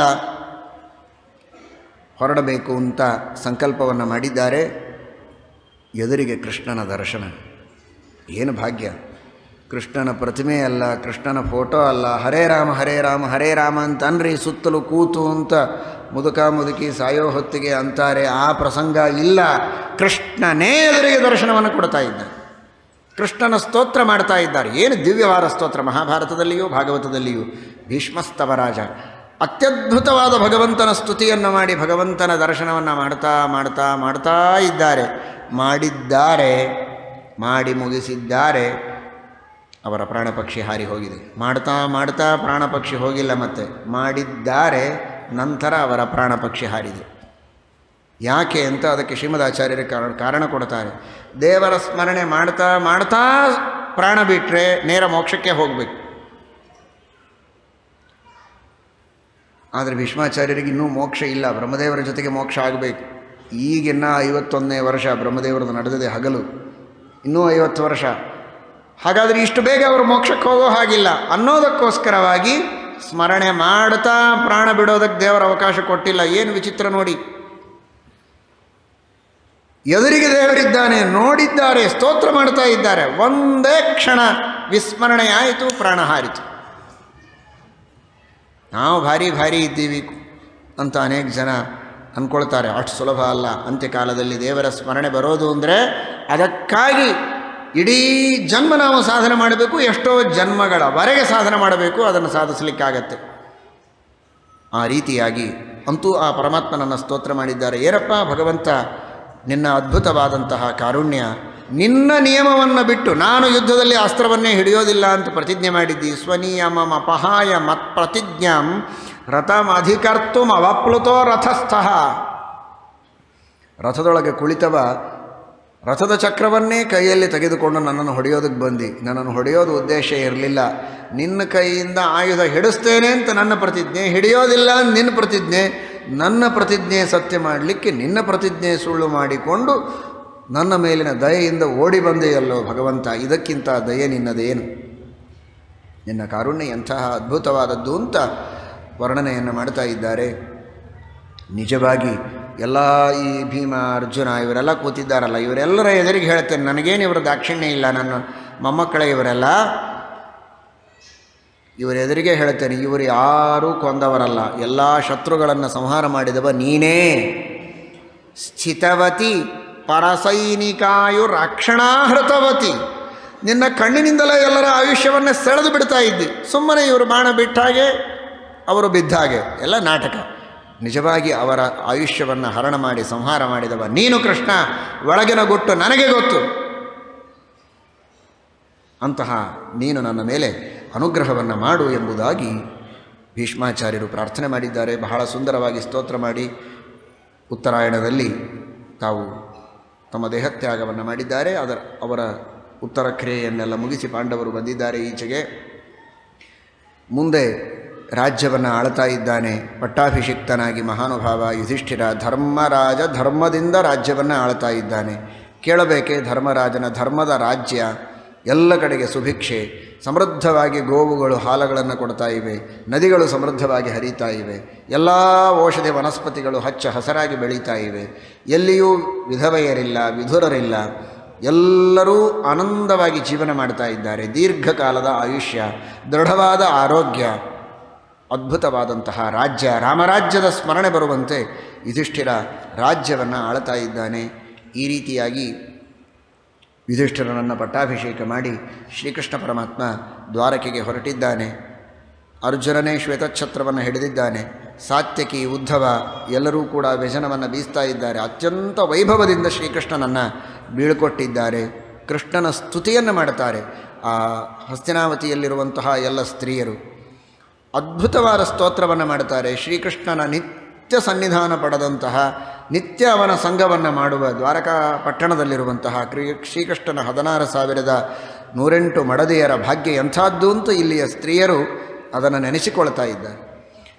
ಪತಿವ್ರತೆಯರಿಗೆ, ಸುಮಂಗಲಿ ಸ್ತ್ರೀಯರಿಗೆ ಸೌಮಾಂಗಲ್ಯವನ್ನು, ಸೌಭಾಗ್ಯವನ್ನು ಕರುಣಿಸುವುದಕ್ಕೆ ಮೂಲ ಕಾರಣವೇ ಇದು, ಅದಕ್ಕೆ ಮುಖ್ಯ ಸಾಧನವೇ ಇದು. ಅದು ರಮಾ ರಮೇಶರ ಅದ್ಭುತವಾದ ಸಂಯೋಗವನ್ನು ಚಿಂತನೆ ಮಾಡೋದು. ಅದನ್ನು ಅಲ್ಲಿರುವ ಪತಿವ್ರತಾ ಸ್ತ್ರೀಯರು ಮಾಡ್ತಾ ಇದ್ದಾರೆ. ಆ ಪರಮಾತ್ಮನ ವೈಭವವನ್ನು ಈಚೆಗೆ ಶ್ರೀಕೃಷ್ಣ ಪರಮಾತ್ಮ ಬಂದರೆ ಅಷ್ಟೇ ಅದ್ಭುತವಾದ ಸ್ವಾಗತ. ಕೆಲವೆಲ್ಲ ಸಂಗೀತಗಾರರು ಇರ್ತಾರೆ, ಏನು ಅವರು ಬಂದರೆ ಚಪ್ಪಾಳಿ ಏನು, ಕುಣಿಯೋದೇನು, ತಲೆ ಆಡಿಸೋದೇನು ಎಲ್ಲ ಇರ್ತದೆ. ಅವರ ಮನೆಗೆ ಹೋದರೆ ಏನೇನೇನೇನೇನೇನೂ ಇರೋದಿಲ್ಲ. ಅವರು ಊರೊಳಗಂತೂ ಯಾರೂ ಕೇಳೋದಿಲ್ಲ. ಅವರು ಹೊರಗೆ ಬಂದರೆ ಭಾರಿ ಮರ್ಯಾದೆ ಇರ್ತದೆ. ಶ್ರೀಕೃಷ್ಣನ ಸ್ಥಿತಿ ಆಗ ದ್ವಾರಕಾ ಪಟ್ಟಣದಲ್ಲಿ ಶ್ರೀಕೃಷ್ಣ ಬರ್ತಾನೆ ಅಂತ ಹೇಳ್ತಾರೆ. ತತ್ರಾಬ್ಧ ಕೋಟಿ ಪ್ರತಿಮಃ ಕ್ಷಣೋ ಭವೇ. ಒಂದೊಂದು ಕ್ಷಣ ಕೃಷ್ಣ ನೀನಿಲ್ಲ ಅಂದರೆ ನಮಗೆ 1 ಕೋಟಿ ವರ್ಷಗಳನ್ನು ಕಳೆದಂತೆ ಆಗ್ತದೆ. ನೀನು ಬಂದದ್ದು ನಮ್ಮ ಭಾಗ್ಯ ಅಂತ ಅಲ್ಲಿ ಅಷ್ಟೇ ಸ್ವಾಗತ ಮಾಡಿದ್ದಾರೆ ಶ್ರೀಕೃಷ್ಣ ಪರಮಾತ್ಮನಿಗೆ. ಶ್ರೀಕೃಷ್ಣ ಪರಮಾತ್ಮನ ವರ್ಣನೆಯನ್ನು ಮಾಡ್ತಾರೆ. ಯಾಕಂದರೆ ಕೃಷ್ಣ ಬಂದ 16,108 ಜನರ ಮನೆಗೆ ಹೋದ. ಅಷ್ಟು ರೂಪಗಳಿಂದ ಅವರ ಜೊತೆಗಿದ್ದ. ಸ್ತ್ರೈಣನಾಗಿ ಸ್ತ್ರೀ ಲೋಲುಪನಾಗಿದ್ದ ಅಂತ ತಿಳಿಯಬೇಡಿ. ಉದ್ದಾಮ ಭಾವ ಪಿಶುನಾಮಲ ವಲ್ಗು ಹಾಸ ವ್ರೀಳಾವಲೋಕ ವಿಹತೋ ಮದನೋಪಿ ಯಾಸಾಂ ಸಂಮುಹ್ಯ ಚಾಪ ಮಜಹಾತ್ ಪ್ರಮದೋತ್ತಮಸ್ತಾಹ ಯಸ್ಯೇಂದ್ರಿಯಾಣಿ ಮಥಿತುಂ ಕುಹಕೈರ್ನಶೇಕುಹು. ಕಾಮನ ಬಿಲ್ಲನ್ನೇ ಮುರಿದವರು, ಕಾಮನ ಬಾಣವನ್ನೇ ಮುರಿದವರು, ಕಾಮನೂ ವಿಹತನಾಗಿ ಪ್ರಹತನಾಗಿ ಯಾರ ಎದುರಿಗೆ ಉರುಳಿ ಬಿದ್ದ ಅಂತಹ ಮಹಾಸೌಂದರ್ಯವತಿಯರಾದಂತಹ ಸ್ತ್ರೀಯರು ಕೂಡ ಶ್ರೀಕೃಷ್ಣ ಪರಮಾತ್ಮನ ಇಂದ್ರಿಯದಲ್ಲಿ ಯಾವುದೇ ರೀತಿಯ ವಿಕಾರವನ್ನು ಉಂಟು ಮಾಡುವುದಕ್ಕೆ ಸಮರ್ಥರಾಗಲಿಲ್ಲ. ಕೇವಲ ಅವರಿಗೆ ಸಂತೋಷ ಕೊಡುವುದಕ್ಕೆ ಪರಮಾತ್ಮ ಅನುಗ್ರಹ ಮಾಡಿದ್ದೇ ಹೊರತು ತನ್ನ ಮನಸ್ಸಿನಲ್ಲಿ ಕಿಂಚಿತ್ತೂ ವಿಕಾರವನ್ನು ಮಾಡಿಕೊಂಡಿಲ್ಲ. ಇದು ಆ ಭಗವಂತನ ಮಹಾಮಹಿಮೆ ಎಂಬುದಾಗಿ ಆ ಭಗವಂತನ ಬಗ್ಗೆ ಅಲ್ಲಿರುವಂತಹ ಸಜ್ಜನರು ವರ್ಣನೆ ಮಾಡಿದ್ದಾರೆ. ಈ ರೀತಿ ಕೃಷ್ಣ ಪರಮಾತ್ಮ ದ್ವಾರಕೆಯಲ್ಲಿ ಆನಂದದಿಂದ ಸರ್ವದಾ ಆನಂದ ಪರಿಪೂರ್ಣನಾದ ವ್ಯಕ್ತಿ, ಸಕಲ ಜನರಿಗೆ ಆನಂದ ನೀಡುತ್ತಾ ಅಲ್ಲಿದ್ದಾನೆ. ಈ ಕಡೆಗೆ ಪರೀಕ್ಷಿತ್ ರಾಜನ ಅವತಾರವನ್ನಂತೂ ನೀವು ಕೇಳಿದ್ದೀರಿ. ಪರೀಕ್ಷಿತನ ಬಗ್ಗೆ ಬ್ರಾಹ್ಮಣರೆಲ್ಲ ಹೇಳ್ತಾರೆ ಧರ್ಮರಾಜನಿಗೆ, ಧರ್ಮರಾಜ ನಿಮ್ಮ ಈ ಮರಿಮಗ ಇವನೇನು ಸಾಮಾನ್ಯನಲ್ಲ, ಭಾರೀ ದಾನಶೂರ, ಮಹಾಪರಾಕ್ರಮಿ, ಹಿಂದಿನ ಎಲ್ಲ ರಾಜ ಮಹಾರಾಜರುಗಳನ್ನು ಮೀರಿಸುವಂತಹ ಔದಾರ್ಯ, ವೀರ್ಯ, ಶೌರ್ಯ, ಜ್ಞಾನ, ಸದ್ಗುಣ, ಭಕ್ತಿ ಎಲ್ಲ ಗುಣಗಳಿಂದ ಮಂಡಿತನಾಗಿದ್ದಾನೆ. ಆದರೆ ಈ 3 ಅಕ್ಷರಗಳು ಹಾರ್ಟ್ ಅಟ್ಯಾಕ್ ಬಂದಾಗ ಆಗತ್ತೆ. ಆದರೆ ಅಂತ ಬಂದರೆ ಮುಗಿದು ಹೋಯ್ತು. ಏನಾದರೆ ತಕ್ಷಕನಿಂದ ಇವನಿಗೆ ಮರಣ ಇದೆ. ಬ್ರಾಹ್ಮಣ ಪುತ್ರನ ಶಾಪದಿಂದ ತಕ್ಷಕನಿಂದ ಕಚ್ಚಿಸಿಕೊಂಡು ಸಾಯುವಂತಹ ಪ್ರಸಂಗ ಮಾತ್ರ ಇವನಿಗಿದೆ. ಆದರೆ ಅದರಿಂದ ಮುಂದೆ ಇವನಿಗೆ ಸದ್ಗತಿಯಾಗತ್ತೆ, ಏನು ಚಿಂತೆ ಮಾಡಬೇಡ ಅಂಥೇಳಿದೆ. ಧರ್ಮರಾಜನಂದ ಎಲ್ಲ ಶ್ರೀಹರಿಯ ಇಚ್ಛೆ, ದೇವರು ಕೊಟ್ಟದ್ದೇ ಭಾಗ್ಯ. ಅಷ್ಟು ದಿವಸ ಅಂತೂ ಭಾರೀ ವೈಭವದಿಂದ ಧರ್ಮದಿಂದ ರಾಜ್ಯವನ್ನು ಆಳ್ತಾನಲ್ಲ, ಸಂತೋಷ ಅಂತ ಸ್ವೀಕಾರ ಮಾಡಿದ್ದಾನೆ. ಇವನು ಯಾರು ತಕ್ಷಕ ಯಾವ ರೂಪದಲ್ಲಿ ಬರ್ತಾನೆ ಅಂತ ಪರೀಕ್ಷೆ ಮಾಡ್ತಾ ಇರ್ತಾನೆ ಅನ್ನುವುದಕ್ಕಾಗಿಯೂ ಇವನಿಗೆ ಪರೀಕ್ಷಿತ್ ಅನ್ನುವ ಹೆಸರು ಬರುತ್ತೆ ಅಂತ ಬ್ರಾಹ್ಮಣರೆಲ್ಲ ಹೇಳಿದ್ದಾರೆ. ಸರಿ, ಅದೇ ರೀತಿ ಪ್ರೀತಿಯಿಂದ ಅವನನ್ನು ಬೆಳೆಸ್ತಾ ಇದ್ದಾನೆ. ಈ ಕಡೆಗೆ ವಿದುರ ಬಂದ, ತೀರ್ಥಯಾತ್ರೆಯನ್ನು ಮುಗಿಸಿಕೊಂಡು ಉಪದೇಶ ಮಾಡ್ತಾ ಇದ್ದಾನೆ ಧೃತರಾಷ್ಟ್ರನಿಗೆ. ಧೃತರಾಷ್ಟ್ರ, ಸಾಕಿನ್ನು ನಡಿ, ಮಾಡಿದ್ದೆಲ್ಲ ಆಯಿತು. ಯಾವ ಪಾಂಡವರನ್ನು ನಾನಾ ರೀತಿಯಿಂದ ಸಂಹಾರ ಮಾಡಬೇಕು ಅಂತ ಪ್ರಯತ್ನ ಮಾಡಿದ ನಿನ್ನ ಮಗ, ಅಂತಹ ನಿನ್ನ ಮಗ, ಉಳಿದ ಮಕ್ಕಳು, ಬಂಧುಗಳು ಎಲ್ಲರನ್ನೂ ಸಂಹಾರ ಮಾಡಿದರು. ಇಷ್ಟು ಅನ್ಯಾಯ ನಿನ್ನ ಮಗನಿಂದ ಅವರಿಗೆ ಆಗಿದೆ. ಆದರೂ ಅತ್ಯಂತ ಪ್ರೀತಿಯಿಂದ ತಂದೆಯ ಸಮಾನ, ತಂದೆಯೇ ಅನ್ನುವ ರೀತಿಯಲ್ಲಿ ನಿನ್ನನ್ನು ನೋಡಿಕೊಳ್ತಾ ಇದ್ದಾನೆ ಧರ್ಮರಾಜ. ಅವನ ಔದಾರ್ಯ ನೋಡು, ನೀನು ಮಾಡಿದ ಅನ್ಯಾಯ ನೋಡ್ಕೋ. ಭೀಮಸೇನ ದೇವರು ನಿನಗೆ ವೈರಾಗ್ಯ ಹುಟ್ಟಲಿ ಅಂತ ನಿತ್ಯದಲ್ಲಿ ನಿನ್ನ ಎದುರಿಗೆ ಬಂದು ಮಾತಾಡ್ತಾರೆ. ಅಷ್ಟಾದರೂ ನಿನಗೆ ವೈರಾಗ್ಯ ಬರ್ತಾ ಇಲ್ಲ. ಇದು ನೋಡು ನನ್ನ ಭುಜ ಹೇಗಿದೆ, ಇದೇ ಭುಜದೊಳಗೆ ಸಿಕ್ಕು ಸತ್ತಿದ್ದಾರೆ ಇವನ ಮಕ್ಕಳೆಲ್ಲ ಅಂತ ನಕುಲ ಸಹದೇವರ ಎದುರಿಗೆ ಧೃತರಾಷ್ಟ್ರನಿಗೆ ಕೇಳಿಸೋ ಹಾಗೆ ನಿತ್ಯ ಹೇಳಬೇಕು ಭೀಮಸೇನ ದೇವರು, ವೈರಾಗ್ಯ ಬರಲಿ ಅಂತ. ಇವನಿಗೆ ವೈರಾಗ್ಯನೇ ಬರ್ತಿರಲಿಲ್ಲ. ಹೌದು, ದುರ್ಯೋಧನಾದಿಗಳು ಸತ್ರು, ನಾನಂತೂ ಬದುಕಿನಲ್ಲ, ಹಾಕು ಊಟಕ್ಕೆ ಅಂತಿದ್ದ. ಸತ್ತವರು ಸತ್ರು ನಾಯಕ ಊಟ ಮಾಡಬಾರ್ದು, ತೊಗೊಂಬ ಜಿಲೇಬಿ ತೊಗೊಂಬ, ಜಹಾಂಗೀರ್ ತೊಗೊಂಬ, ಸೋನ್ಪಾಪುಡಿ ತೊಗೊಂಬ ಅಂತಿದ್ದ. ವಿದುರ ಅಂತಾನೆ, ಭೀಮಾಪವರ್ಜಿತಂ ಪಿಂಡಂ ಆದತ್ಸೆ ಗೃಹಪಾಲವತ್. ನಾಯಿ ತಿಂತಾ ಇದ್ದಾಗಿ ತಿಂತೀಯಲ್ಲೋ, ನಿನಗೆ ವೈರಾಗ್ಯ ಬರಬೇಕು ಅಂತ ಇಷ್ಟು ಬೈತಾ ಇದ್ದಾರೆ, ಬೈದು ಎಸೀತಾರೆ, ಆದರೂ ನಿನಗೆ ವೈರಾಗ್ಯ ಬರ್ತಾ ಇಲ್ಲ, ನಡಿ ಹೋಗೋಣ ಅಂತ. ಧರ್ಮರಾಜ ಮಾತ್ರ ಒಪ್ಪಲಿಲ್ಲ. ಮೊದಲು ನಾನು ಸತ್ಯಾಗ್ರಹ ಮಾಡ್ತೇನೆ ಅಂತ ಕುಳಿತ ಧೃತರಾಷ್ಟ್ರ ಒಪ್ಪಿಗೆಯನ್ನು ತೆಗೆದುಕೊಂಡಿದ್ದಾನೆ. ಧರ್ಮರಾಜನ ಔದಾರ್ಯ ನೋಡಿ. ಭೀಮಸೇನ ದೇವರ ನಿಷ್ಠುರವಾದ ಶುದ್ಧ ಭಾಗವತ ಧರ್ಮ ಅದು ಬೇರೆ. ಆದರೆ ಇಷ್ಟು ತನಗೆ ಅನ್ಯಾಯ ಮಾಡಿದರೂ ಕೂಡ ಅದನ್ನು ಸಹನೆ ಮಾಡಿಕೊಳ್ಳುವ ತಾಳ್ಮೆ ಧರ್ಮರಾಜನಲ್ಲಿ ಎಷ್ಟಿದೆ. ಅವನ ಕ್ಷಮಾಗುಣ ಅದನ್ನು ತೋರಿಸಲಿಕ್ಕೆ ಇದು ಅವತಾರ. ಯಾಕಂದರೆ ಮೂಲ ರೂಪದಲ್ಲಿ ಅವನು ಯಮ. ಚೂರೇನಾದರೂ ಆಚೆ ಈಚೆ ಕಣ್ಣು ಹೆಚ್ಚು ಕಡಿಮೆ ಮಾಡಿದರೆ, ಮಾತಿನೊಳಗೆ ಹೆಚ್ಚು ಕಡಿಮೆ ಆಡಿದರೆ, ಕೂಡೋದ್ರೊಳಗೆ ಹೆಚ್ಚು ಕಡಿಮೆ ಆದರೆ ಗಾಬರಿ ಆಗಿಬಿಡ್ರಿ ಯಾರು. ಪ್ರವಚನಕ್ಕೆ ಕೂಡುವಾಗ ಒಂದು ಚೂರೇನೋ ಡೊಂಕು ಅಷ್ಟನ್ನು ನೋಡ್ತಿರ್ತಾನೆ ಯಮ. ಕೈಕಾಲು ಮುರಿದು ಬಿಡ್ತಾನಲ್ಲಿ. ಇಷ್ಟು ನಿಷ್ಠುರ, ಆದರೆ ಇಲ್ಲಿ ಅಷ್ಟೇ ಕ್ಷಮ. ದೇವರ ಆಜ್ಞೆ ಅನ್ನುವುದಕ್ಕಾಗಿ ಪಾಪಿಗಳಿಗೆ ಶಿಕ್ಷೆಯನ್ನು ಕೊಡ್ತಾನೆ ಹೊರತು ಹೃದಯ ಅವರದು ಎಂದಿಗೂ ಕ್ರೂರ ಅಲ್ಲ. ಅನ್ನೋದನ್ನು ತೋರಿಸಲಿಕ್ಕೆ ಈ ಅವತಾರ. ಅಷ್ಟು ಕ್ಷಮಾಗುಣದಿಂದ ಇದ್ದಾನೆ ಭೀಮಸೇನ ದೇವರ ಮಾತ್ರ ಶುದ್ಧ ಭಾಗವತ ಧರ್ಮ. ಅವರವರಿಗೆ ಯೋಗ್ಯವಾದ ಶಿಕ್ಷೆಯಾಗಬೇಕು, ಅವರವರಿಗೆ ಯೋಗ್ಯವಾದ ಗತಿ ಆಗಬೇಕು ಅಂತನ್ನೋರು.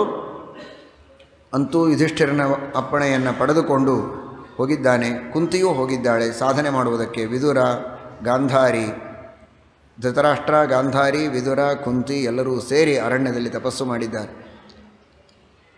ಕೆಲವರೆಲ್ಲ ಮುಂದೆ ನೋಡೋದಕ್ಕೆ ನಾಟಕ ಮಾಡ್ತಾರೆ, ಹೃದಯದೊಳಗೆ ಭಕ್ತಿ ಇರೋದಿಲ್ಲ. ಯುಧಿಷ್ಠಿರನಿಗೆ ಮಾತ್ರ ಹೃದಯದಿಂದ ಪ್ರೇಮ ಮಾಡ್ತಾನೆ.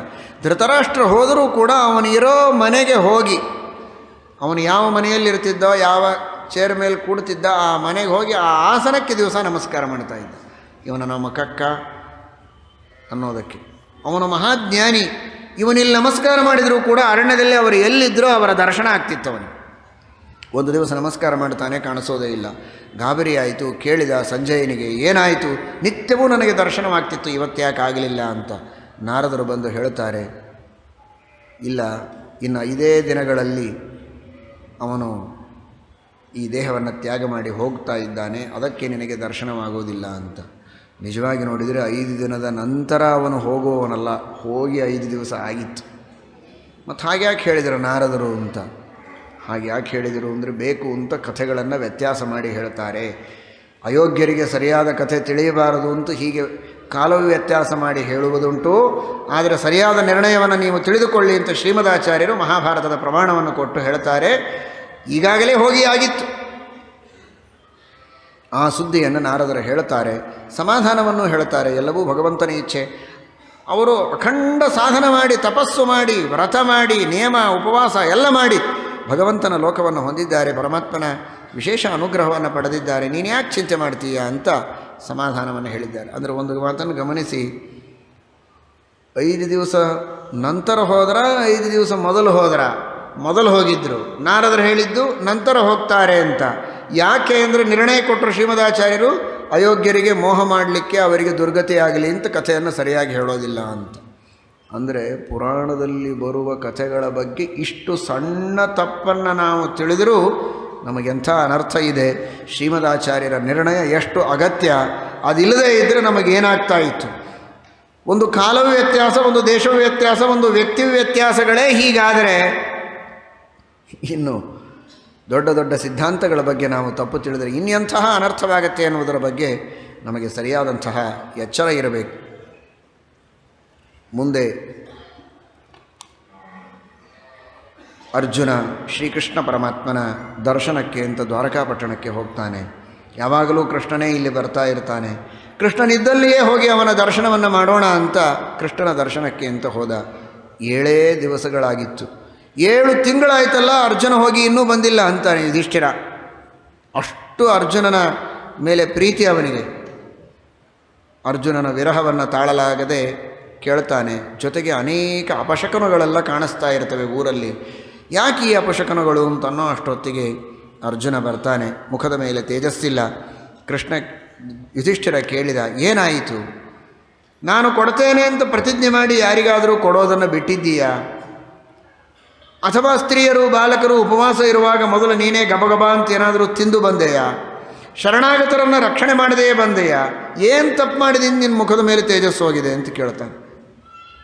ಅಂದ್ರೆ ನೋಡಿ, ಇದು ಅರ್ಜುನನಿಗೆ ಅಲ್ಲ, ಇದು ನಿಮ್ಮ ತೇಜಸ್ಸೆಲ್ಲ ಹೋಯ್ತು ಈ ಮಾತು ಕೇಳಿದರೆ. ಗೋವಿಂದ, ಎಷ್ಟೋ ಜನರಿಗೆ ಕೊಡ್ತೇವೆ ಅಂತ ಹೇಳಿ ಕೊಟ್ಟಿರೋದಿಲ್ಲ, ಏನೋ ಮಾಡ್ತೇವೆ ಅಂತ ಹೇಳಿ ಮಾತು ಕೊಟ್ಟು ಮಾಡಿರೋದಿಲ್ಲ. ಚಿಕ್ಕವರಿಗಿಂತಲೂ ಹಸಿದವರಿಗಿಂತಲೂ ವೃದ್ಧರಿಗಿಂತಲೂ ಮೊದಲೇ ತಿಂದಿರ್ತೇವೆ. ಎಲ್ಲಿರಬೇಕು ನಮಗೆ ತೇಜಸ್ಸು? ಬಂದೇ ಇಲ್ಲ. ಹೋಗೋದಕ್ಕೆ ಬಂದಿದ್ದರೆ ಹೋಗಬೇಕಲ್ಲ. ಯಾಕಂದರೆ ಹುಟ್ಟಿದಾರಭ್ಯ ಇದೇ ಕೆಲಸ ನಡೆದಿದೆ. ಅದು ಬರಲಿಕ್ಕೆ ಟೈಮ್ ಆಗಿಲ್ಲ ಅದಕ್ಕೆ ತೇಜಸ್ಸಿಗೆ. ಈ ಸಂದೇಶವನ್ನು ನಮಗೆ ಶ್ರೀಮದ್ ಭಾಗವತ ನೀಡುತ್ತದೆ. ಹಸಿದವರಿಗೆ ನೀಡಿ, ಮಾತು ಕೊಟ್ಟದ್ದನ್ನು ಉಳಿಸಿಕೊಳ್ಳಿ. ಸಜ್ಜನರಿಗೇ ಮಾತು ಕೊಡಬೇಕು, ಒಳ್ಳೆಯ ಮಾತುಗಳನ್ನೇ ಕೊಡಬೇಕು, ಏನೋ ಕೆಟ್ಟ ಮಾತುಗಳನ್ನು ಕೊಡಬಾರದು. ಕೊಟ್ಟ ಮಾತನ್ನು ನಡೆಸಬೇಕು ಅನ್ನುವ ಮಾತನ್ನು ಕೂಡ ತಿಳಿಸ್ತಾನೆ. ಅರ್ಜುನ ಹೇಳಿದ, ಅಂತಹ ಯಾವ ತಪ್ಪುಗಳು ನಿನ್ನ ತಮ್ಮನಾಗಿ ನಾನು ಮಾಡುವುದಕ್ಕೆ ಸಾಧ್ಯ ಇಲ್ಲ. ಕೃಷ್ಣನ ಭಕ್ತನಾಗಿ ಅಂತಹ ಯಾವ ತಪ್ಪುಗಳು ನನ್ನಿಂದ ನಡೆದಿಲ್ಲ. ಹಾಗಾದರೆ ಆದದ್ದೇನು? ವಂಚಿತೋಹಂ ಮಹಾರಾಜ ಹರಿಣ ಬಂಧುರೂಪಿಣ. ಶ್ರೀಕೃಷ್ಣ ಪರಮಾತ್ಮ ಎಷ್ಟು ಆಪತ್ತುಗಳಿಂದ ನಮ್ಮನ್ನು ರಕ್ಷಣೆ ಮಾಡಿದ. ನಾನಾ ವಿಧವಾದಂತಹ ಆಪತ್ತುಗಳಿಂದ ರಕ್ಷಣೆ ಮಾಡಿ, ಯುದ್ಧದಲ್ಲಿ ಎಲ್ಲ ವಿಧವಾದ ಅಸ್ತ್ರಗಳಿಂದಲೂ ನಮ್ಮನ್ನು ರಕ್ಷಣೆ ಮಾಡಿ ಇಲ್ಲಿಯವರೆಗೆ ನಮ್ಮನ್ನು ಇಟ್ಟಿದ್ದಾನೆ. ಎಲ್ಲಿ ನೋಡಿದರೂ ವಿಜಯವೇ, ನನ್ನ ಹೆಸರೇ ವಿಜಯ. ಅಂತಹ ವಿಜಯವನ್ನು ನಮಗೆ ತಂದುಕೊಟ್ಟ, ಮರ್ಯಾದೆಯನ್ನು ತಂದುಕೊಟ್ಟ, ರಾಜ್ಯವನ್ನು ತಂದುಕೊಟ್ಟ, ಸುಖವನ್ನು ಕೊಟ್ಟ, ಎಲ್ಲವನ್ನೂ ಯಾವಾಗಲೂ ಕೊಟ್ಟಂತಹ ಆ ಭಗವಂತ ಇವತ್ತು ಅದೃಶ್ಯನಾಗಿದ್ದಾನೆ. ನನ್ನ ತೇಜಸ್ಸನ್ನು ಅಪಹಾರ ಮಾಡಿಕೊಂಡು ಹೋಗಿದ್ದಾನೆ.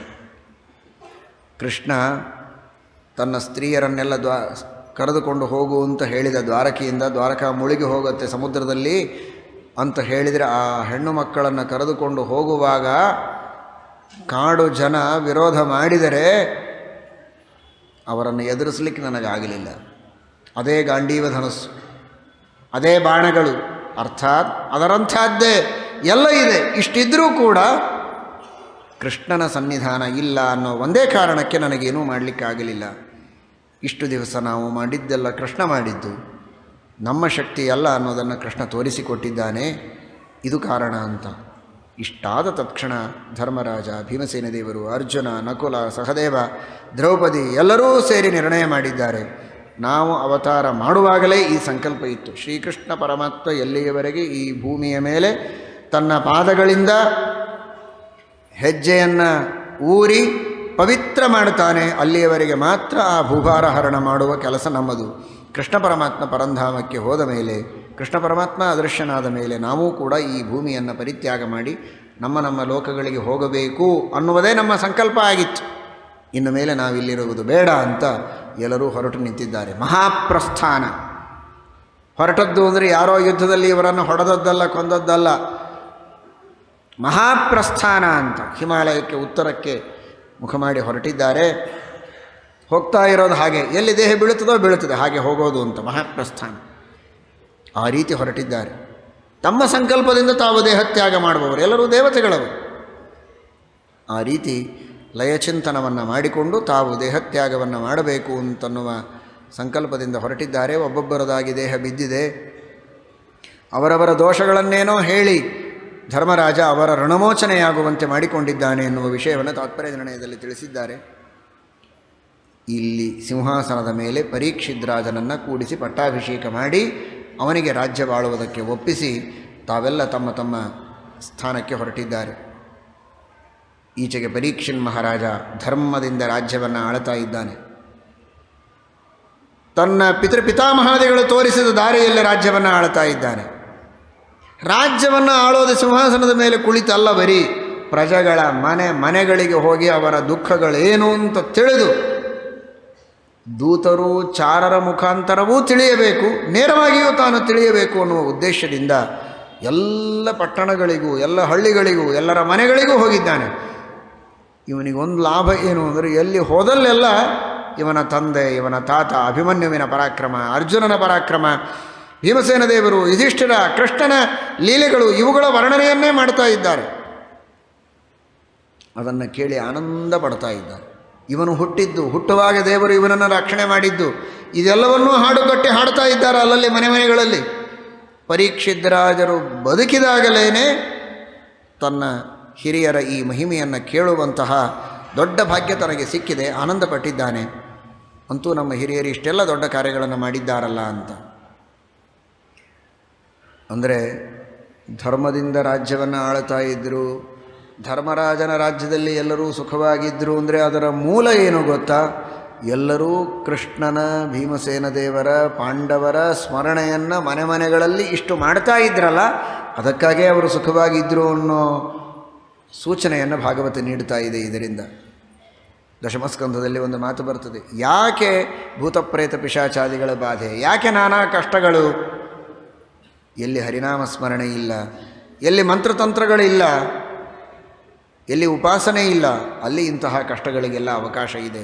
ಭಗವಂತನ ನಾಮಸ್ಮರಣೆ ಇದ್ದಲ್ಲಿ ಕಷ್ಟಗಳಿಗೆ ಅವಕಾಶ ಇಲ್ಲ ಅಂತ ಧರ್ಮರಾಜನ ರಾಜ್ಯ ಹೇಗಿತ್ತು ಅಂತ ಹಿಂದೆ ವರ್ಣನೆ ಮಾಡಿದ್ದಾರೆ.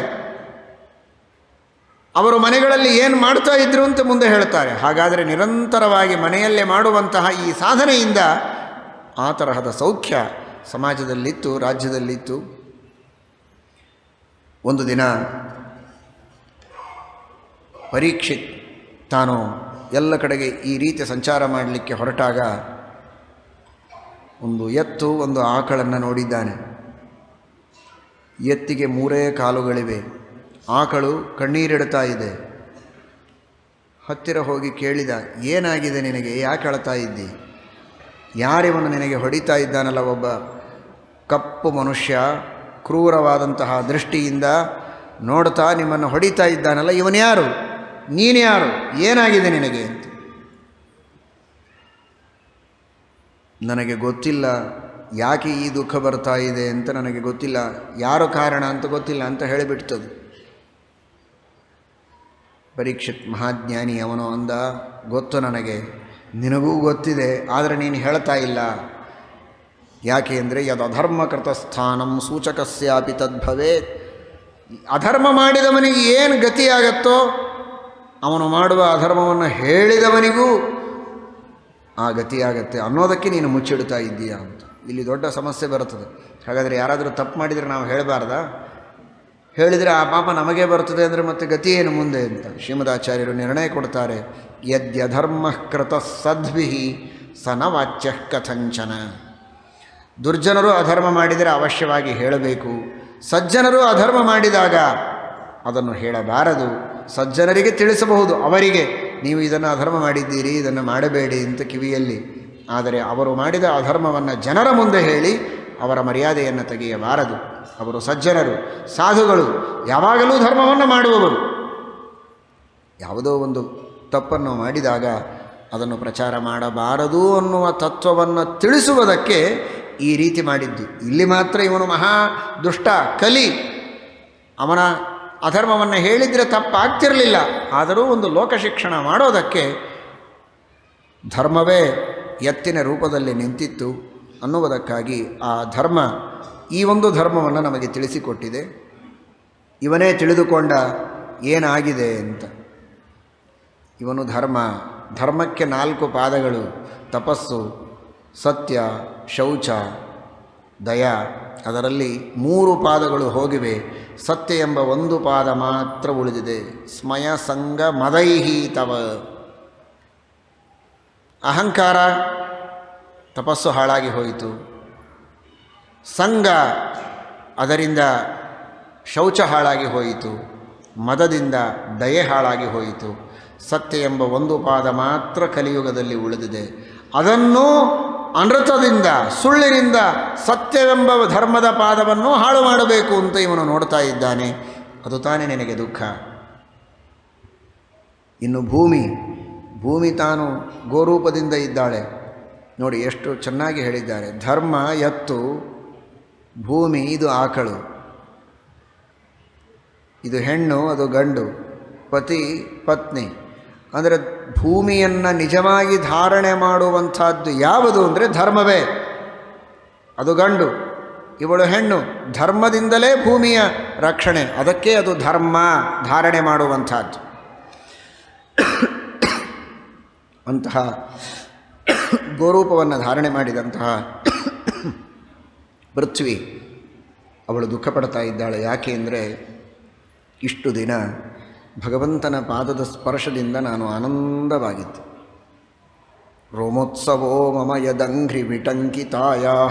ಪರಮಾತ್ಮ ಒಂದೊಂದು ಹೆಜ್ಜೆ ಇಡ್ತಾ ಇದ್ದರೆ ರೋಮಾಂಚನ ಆಗ್ತಾಯಿತ್ತು. ಧ್ವಜವಜ್ರ ಅಂಕುಶ ಪದ್ಮ ಚಿಹ್ನಿತವಾದ, ಪರಮ ಮೃದುವಾದ, ಗಂಗಾಜನಕವಾದಂತಹ, ಅಹಲ್ಯ ಉದ್ಧಾರ ಮಾಡಿದಂತಹ, ಸಕಲ ಯೋಗಿಗಳಿಂದ ಹೃದಯದಲ್ಲಿ ಧ್ಯೇಯವಾದ, ಕೋಟಿ ಸೂರ್ಯ ಪ್ರಕಾಶದಿಂದ ಕೂಡಿದ, ದಿವ್ಯವಾದ, ಮಂಗಲವಾದ, ಮೋಕ್ಷವನ್ನೇ ಕೊಡುವ ಆ ಹೆಜ್ಜೆಯನ್ನು ಒಂದೊಂದು ಬಾರಿ ಇಟ್ಟಾಗ ನನಗೆ ರೋಮಾಂಚನ ಆಗ್ತಾಯಿತ್ತು. ಈ ಭಾಗ್ಯ ನನಗೆ ತಪ್ಪಿ ಹೋಯಿತಲ್ಲ ಅನ್ನುವ ದುಃಖ ಆ ಪೃಥ್ವಿಗೆ ಇದೆ.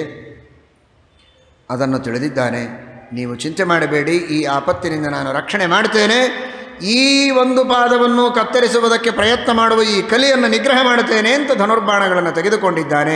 ಕಲಿ ಸಾಷ್ಟಾಂಗ ನಮಸ್ಕಾರ ಹಾಕಿಬಿಟ್ಟ. ಶರಣಾಗತನಾಗಿದ್ದೇನೆ, ನನ್ನನ್ನು ರಕ್ಷಣೆ ಮಾಡು ಅಂತ. ಏನು ಮಾಡಬೇಕಿನ್ನು? ಕ್ಷತ್ರಿಯರ ಧರ್ಮ ಶರಣಾಗತರನ್ನು ರಕ್ಷಣೆ ಮಾಡಬೇಕು, ಶರಣಾಗತರನ್ನು ಸಂಹಾರ ಮಾಡಬಾರದು ಅಂತ. ನತೆ ಗುಡಾಕೇಶ ಯಶೋಧರಾಣಂ ಬದ್ಧ ಅಂಜಲಿರ್ಭೋ ಭಯಮಸ್ತಿ ಕಿಂಚಿತ್ ನ ವರ್ತಿತವ್ಯಂ ಭವತಾ ಕಥಂಚಿತ್ ಕ್ಷೇತ್ರೇ ಮದೀಯೇ ತ್ವಮಧರ್ಮ ಬಂಧು. ಶರಣಾಗತನಾಗಿದ್ದಿ, ಸಂಹಾರ ಮಾಡೋ ಹಾಗಿಲ್ಲ, ಆದರೆ ನೀನು ನಮ್ಮ ರಾಜ್ಯದಲ್ಲಿ ಇರೋ ಹಾಗಿಲ್ಲ, ನೀನು ಮಹಾದುಷ್ಟ. ನೀನಿದ್ದಲ್ಲಿ ಎಲ್ಲ ದುರ್ಗುಣಗಳು, ನೀನು ಹೋದಲ್ಲಿ ಎಲ್ಲ ಸದ್ಗುಣಗಳು, ನನ್ನ ರಾಜ್ಯದಿಂದ ನೀನು ಆಚೆಗೆ ಹೋಗು ಅಂದಿದ್ದಾನೆ. ಇದು ನನ್ನದೇ ಯುಗ, ನನಗೇ ಆಚೆಗೆ ಹೋಗುವಂತೆಯಲ್ಲ. ಸರಿ, ನೀನಿರೋವರೆಗೆ ಶ್ರೀಕೃಷ್ಣನ ಸಂಕಲ್ಪ ಇದ್ದ ಹಾಗೆ ಕೆಲವು ದಿನಗಳವರೆಗೆ ನಾನು ಆಚೆಗೆ ಹೋಗ್ತೇನೆ, ಆದರೆ ಕೆಲವಾದರೂ ಸ್ಥಾನಗಳನ್ನು ನನಗೆ ಕೊಡು ಅಂತ ಕೇಳ್ತಾನೆ.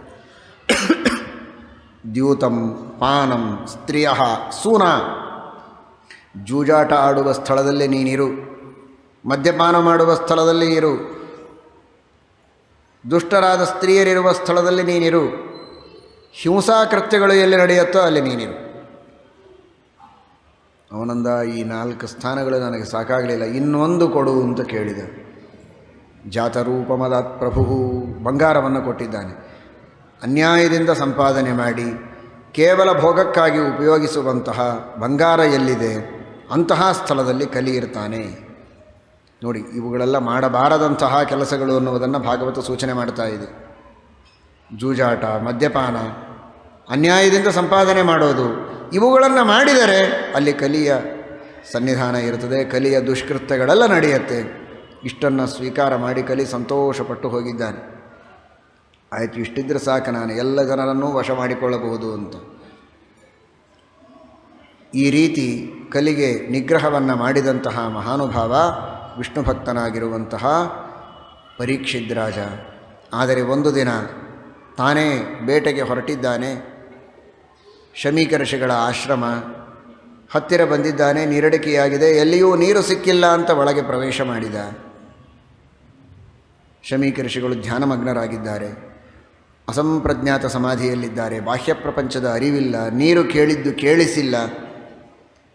ಪಕ್ಕದಲ್ಲಿ ಕುಳಿತು ನಗಾರಿ ಬಾರಿಸಿದರೂ ಅವರಿಗೆ ಕೇಳಿಸೋದಿಲ್ಲ, ಅಷ್ಟು ಧ್ಯಾನಮಗ್ನರಾಗಿರ್ತಾರೆ, ಆನಂದಮಗ್ನರಾಗಿರ್ತಾರೆ. ಅಪರೋಕ್ಷ ಜ್ಞಾನದ ನಂತರದ ಸ್ಥಿತಿ ಅದು, ಅಸಂಪ್ರಜ್ಞಾತ ಸಮಾಧಿ ಸ್ಥಿತಿ. ಆ ಸ್ಥಿತಿಯಲ್ಲಿದ್ದಾಗ ಇವನು ಮಾತಾಡಿದ್ದು ಕೇಳಿಸಿಲ್ಲ ಅವರಿಗೆ. ನನ್ನ ಮಾತಿಗೆ ಬೆಲೆ ಇಲ್ಲ ಅಂತ ಸಿಟ್ಟಾಗಿ ಕೊರಳಿನಲ್ಲಿ ಸತ್ತ ಹಾವನ್ನು ಹಾಕಿದ್ದಾನೆ. ನೋಡಿ, ಅಷ್ಟು ಸಿಟ್ಟು ಬಂದರೂ ಕೂಡ ಬದುಕಿದ ಹಾವನ್ನಂತೂ ಹಾಕಿಲ್ಲಲ್ಲ, ಸತ್ತ ಹಾವನ್ನು ಹಾಕಿದ. ಅಂದರೆ ಅವರಿಗೆ ಪೀಡೆ ಕೊಡಬೇಕು ಅಂತ ಇವನಿಗೆ ಇಚ್ಛೆ ಇರಲಿಲ್ಲ. ನನಗೆ ಪುರಸ್ಕಾರ ಮಾಡಿಲ್ಲ, ತಿರಸ್ಕಾರ ಮಾಡಿದ್ದಾರೆ ಅಂದರೆ ತಿರಸ್ಕಾರ ಮಾಡೋಣ ಅಂತ ಅಷ್ಟೇ ಭಾವನೆ ಇದೆಯೇ ಹೊರತು ಅವರನ್ನು ಸಂಹಾರ ಮಾಡಬೇಕು ಅನ್ನುವ ಭಾವನೆ ಅವನಲ್ಲಿ ಇರಲಿಲ್ಲ. ಅದು ಸ್ವಾಭಾವಿಕವಾದ ಸಜ್ಜನಿಕೆ ಒಳಗಿದೆ. ಆದರೆ ಕಲಿಪ್ರವೇಶ ಅನ್ನೋದಕ್ಕೋಸ್ಕರ ತಿರಸ್ಕಾರ ಮಾಡಿದ್ದಾನೆ. ಶೃಂಗಿ ಮಹಾತಪಸ್ವಿ, ಚಿಕ್ಕ ಬಾಲಕ, ಗಾಯತ್ರಿಯ ತಪಸ್ಸು, ತೇಜಸ್ಸು, ಬ್ರಹ್ಮವರ್ಚಸ್ಸು. ಯಾರಿವನು ನನ್ನ ತಂದೆಗೆ ಮಾಡಿದ್ದು ಅವಮಾನ ಅಂತ ಆಶ್ರಮಕ್ಕೆ ಬಂದು ತಂದೆಯನ್ನು ನೋಡಿದ್ದೇ ತಡ ಶಾಪ ಕೊಟ್ಟಿದ್ದಾರೆ. ಅವನು ಯಾರೇ ಇರಲಿ, ಇವತ್ತಿನಿಂದ 7 ದಿನಗಳೊಳಗೆ ತಕ್ಷಕ ಕಚ್ಚಿ ಅವನು ಸಾಯಬೇಕು ಅಂತ. ಪುಟ್ಟ ಕೂಸು, ಏನು ತಕ್ಷಕ ಅಂದರೆ ಏನು, ಅವನಿರೋದೆಯಲ್ಲಿ, ಇವನಿರೋದೆಯಲ್ಲಿ, ಹುಟ್ಟು ಸಾವುಗಳೆಲ್ಲ ಯಾರ ಅಧೀನ, ಎಂತಹ ದೊಡ್ಡದಾದದ್ದು ಯಾರ ಕೈಯಲ್ಲಿಯೂ ಇಲ್ಲ ಇದು. ಆದರೆ ಒಬ್ಬ ಪುಟ್ಟ ಬಾಲಕನ ಶಾಪ ಅಂತಹ ದೊಡ್ಡ ಹರಿಭಕ್ತನಿಗೆ, ಅಂತಹ ದೊಡ್ಡ ರಾಜನಿಗೆ, ಮಹಾಸಮರ್ಥ. ಆದರೆ ಅವನಿಗೂ ಆ ಶಾಪ ತಟ್ಟಿದೆ ಅಂದರೆ ಮಂತ್ರಗಳ ಸಿದ್ಧಿ ಎಷ್ಟು ಅದ್ಭುತವಾಗಿರುತ್ತದೆ ಎನ್ನುವುದನ್ನು ತಿಳಿಯಿರಿ. ಭಗವಂತನ ಸಂಕಲ್ಪ, ಅವನ ವ್ರತ, ಅವನ ನಿಯಮ, ಅವನ ಅನುಷ್ಠಾನ, ಅವನ ಮಾತಿನಲ್ಲಿ ಆ ಸಿದ್ಧಿಯನ್ನು ಕೊಟ್ಟಿದೆ. ಈಚೆಗೆ ಪರೀಕ್ಷಿತ್ ರಾಜ ಬಂದ, ನೀರು ಕುಡಿದ.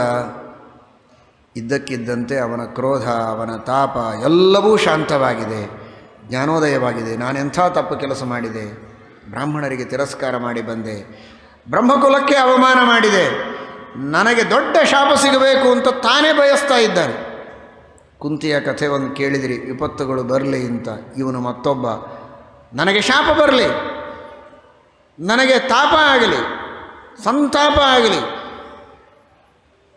ನಾನು ಮಾಡಿದ ಅವಮಾನಕ್ಕೆ ನನಗೆ ಸರಿಯಾದಂತಹ ಪ್ರಾಯಶ್ಚಿತ್ತ ಆಗಬೇಕು ಅಂತ ಇದ್ದಾನೆ. ಅಷ್ಟರೊಳಗೆ ಶಮೀಕ ಋಷಿಗಳು ಒಬ್ಬನಿಂದ ಹೇಳಿ ಕಳಿಸಿದರು, ಈ ರೀತಿ ಶಾಪವಾಗಿದೆ ಅಂತ ಹೋಗಿ ತಿಳಿಸಪ್ಪ ಪರೀಕ್ಷಿತನಿಗೆ, ಅವನೇನಾದರೂ ಪ್ರಾಯಶ್ಚಿತ್ತವನ್ನು ತನ್ನ ಸಾಧನೆಯನ್ನಾದರೂ ಮಾಡಿಕೊಳ್ತಾನೆ ಅಂತ. ಆ ಶಾಪವನ್ನು ತಿರುಗಿ ತಗೊಳ್ಳಲಿಲ್ಲ, ಶಾಪಕ್ಕೆ ಪರಿಹಾರ ಸೂಚನೆ ಮಾಡಲಿಲ್ಲ. ಭಗವಂತನ ಸಂಕಲ್ಪ ಗೊತ್ತಿತ್ತು, ಇದು ಚರಮ ಶರೀರ, ಈ ಶರೀರದಿಂದ ಅವ ಮುಕ್ತನಾದ ಅಂದರೆ ಇನ್ನು ಮುಕ್ತನೇ, ಮತ್ತೆ ಜನ್ಮವೇ ಇಲ್ಲ, ನಾನ್ಯಾಕೆ ಇನ್ನಷ್ಟು ಸಂಸಾರದಲ್ಲಿ ಕಂಟಿನ್ಯೂ ಆಗಬೇಕು ಅಂತನ್ನೋದಕ್ಕೆ ಶಾಪವನ್ನು ತಿರುಗಿ ತೆಗೆದುಕೊಳ್ಳುವ ಪ್ರಯತ್ನ ಮಾಡಬೇಕು. ಬೇಡ, ಇದು ಭಗವತ್ ಸಂಕಲ್ಪ. ಅವನು ಸಾಧನೆಯನ್ನು ಮಾಡಬೇಕಾದದ್ದೇ ಭಗವಂತನಿಗೆ ಸಂಕಲ್ಪ ಇದೆ ಅಂತ ತಿಳಿದು ಆ ವಿಷಯವನ್ನು ತಿಳಿಸಿದರೆ ದುಃಖಪಟ್ಟಿಲ್ಲ ಪರೀಕ್ಷಿತ. ಹಿರಿಹಿರಿ ಹೀಗಿದ್ದಾನೆ, ನಾನು ಬಯಸಿದ್ದೇ ಸಿಕ್ತು ಅಂದ. ಕೂಡಲೇ ಸರ್ವಸಂಗ ಪರಿತ್ಯಾಗವನ್ನು ಮಾಡಿ ಗಂಗಾ ತೀರದಲ್ಲಿ ದೊಡ್ಡದಾದ ಪ್ರಾಸಾದವನ್ನು, ಗಂಗಾ ಮಧ್ಯದೊಳಗೇನೆ ಸ್ವಲ್ಪ ದಕ್ಷಿಣ ಭಾಗಕ್ಕೆ ದೊಡ್ಡದಾದ ಪ್ರಾಸಾದವನ್ನು ಕಟ್ಟಿಕೊಂಡು ಎಲ್ಲ ಋಷಿಗಳನ್ನು ಕರೆಸಿದ್ದಾನೆ. ದೊಡ್ಡ ದೊಡ್ಡ ಋಷಿಗಳು, ಮಹಾಮಹಾ ಮಂತ್ರದ್ರಷ್ಟರುಗಳು, ಸ್ಮೃತಿಕರ್ತೃಗಳು, ಮಹಾನುಭಾವರೆಲ್ಲ ಬಂದಿದ್ದಾರೆ. ಅಂತಹ ಎಲ್ಲ ಋಷಿಗಳ ಮಧ್ಯದಲ್ಲಿ ಕುಳಿತು ಇಡೀ ತನ್ನ ಸಂಸಾರವನ್ನೆಲ್ಲ ಮರೆತು ಕೇವಲ ಭಗವಂತನನ್ನೇ ಸ್ಮರಣೆ ಮಾಡುತ್ತಾ ಹೇಳಿ, ನಾನಿನ್ನು ಸಾಯುವುದಕ್ಕೆ ಹೊರಟಿದ್ದೇನೆ. ಈ ಸಂದರ್ಭದಲ್ಲಿ ನಾನೇನು ಶ್ರವಣ ಮಾಡಬೇಕು, ಏನು ಮನನ ಮಾಡಬೇಕು, ಏನು ಧ್ಯಾನ ಮಾಡಬೇಕು, ಏನು ಮಾಡಬಾರದು, ಯತ್ ಕರ್ತವ್ಯ ಮಥೋ ಜಪ್ಯಂ, ಅದನ್ನು ತಿಳಿಸಿಕೊಡಿ ಅಂತ ಪ್ರಾರ್ಥನೆ ಮಾಡಿದ್ದಾನೆ. ಅಷ್ಟರೊಳಗೆ ಇನ್ನೇನು ಅವರ ಪ್ರಶ್ನೆಗಳಿಗೆ ಉತ್ತರ ಹೇಳಬೇಕು ಅನ್ನುವುದಕ್ಕೆ ಶುಕಾಚಾರ್ಯರು ಪ್ರವೇಶ ಮಾಡ್ತಾ ಇದ್ದಾರೆ. ಅತ್ಯದ್ಭುತವಾದಂತಹ ತೇಜಸ್ಸು, ಪರಮ ವೈರಾಗ್ಯ, ದಿಗಂಬರಂ ವಕ್ತ್ರ ವಿಕಿರಣಕೇಶಂ ಪ್ರಲಂಬ ಬಾಹುಂ ಅಮರೋತ್ತಮಾಭಂ. ದೇವೋತ್ತಮರು, ರುದ್ರಾಂಶ ಸಂಭೂತರು, ದಿವ್ಯಮಾನ ಸೌಂದರ್ಯ, ಸ್ತ್ರೀಯರು, ಬಾಲಕರು ಇವರನ್ನೆಲ್ಲ ಹುಚ್ಚರು ಅಂತ ತಿಳಿದು ಕಲ್ಲು ಹೊಡೀತಾ ಚೇಷ್ಟೆ ಮಾಡುತ್ತಾ ಬೆನ್ನು ಹತ್ತಿದ್ದಾರೆ. ಯಾವಾಗ ಇವರು ಪ್ರವೇಶ ಮಾಡಿದರೋ ರಾಜನ ಸಭೆಯಲ್ಲಿ ಎಲ್ಲರೂ ಎದ್ದು ನಿಂತು ಸ್ವಾಗತ ಮಾಡಿ ಸಾಷ್ಟಾಂಗ ನಮಸ್ಕಾರ ಮಾಡಿದಾಗ ಇವರು ಮಹಾನುಭಾವರು ಅಂತ ತಿಳಿದು ಅವರೆಲ್ಲ ಗಾಬರಿಯಾಗಿ ಓಡಿ ಹೋಗಿದ್ದಾರೆ.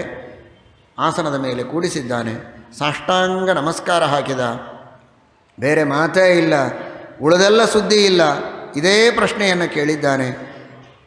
ಮ್ರಿಯಮಾಣಸ್ಯ ಕರ್ತವ್ಯಂ, ಸಾಯಬೇಕಾದ ವ್ಯಕ್ತಿ, ಸಾಯಲು ಹೊರಟ ವ್ಯಕ್ತಿ ಒಂದು ಕ್ಷಣವನ್ನೂ ವ್ಯರ್ಥ ಮಾಡದಂತೆ ಅತ್ಯಂತ ಸಾರ್ಥಕ ಮಾಡಿಕೊಳ್ಳಬೇಕು ಅಂದರೆ ನಾನು ಏನು ಕೇಳಬೇಕು, ಏನು ಜಪ ಮಾಡಬೇಕು, ಏನು ಸ್ಮರಣೆ ಮಾಡಬೇಕು ಹೇಳಿ ಅಂತ ಪ್ರಶ್ನೆ ಕೇಳಿದಾಗ ಶುಕಾಚಾರ್ಯರು ಅತ್ಯಂತ ಸಂತೋಷದಿಂದ ಇವನ ಪ್ರಶ್ನೆಯನ್ನು ಅಭಿನಂದಿಸಿ ಆ ಪ್ರಶ್ನೆಗೆ ಉತ್ತರವನ್ನು ನೀಡುತ್ತಾ ಇದ್ದಾರೆ. ಶ್ರೀಹರಿಯ ಸ್ಮರಣೆ, ಶ್ರೀಹರಿಯ ಸಂಕೀರ್ತನ, ಶ್ರೀಹರಿಯ ಮಂತ್ರಗಳ ಜಪ ಇದನ್ನೇ ನಿರಂತರವಾಗಿ ಮಾಡಬೇಕು ಎಂಬ ಉತ್ತರವನ್ನು ಮುಂದೆ ದ್ವಿತೀಯ ಸ್ಕಂಧದಲ್ಲಿ ತಿಳಿಸ್ತಾರೆ. ಶ್ರೀಕೃಷ್ಣಾರ್ಪಣಮಸ್ತು.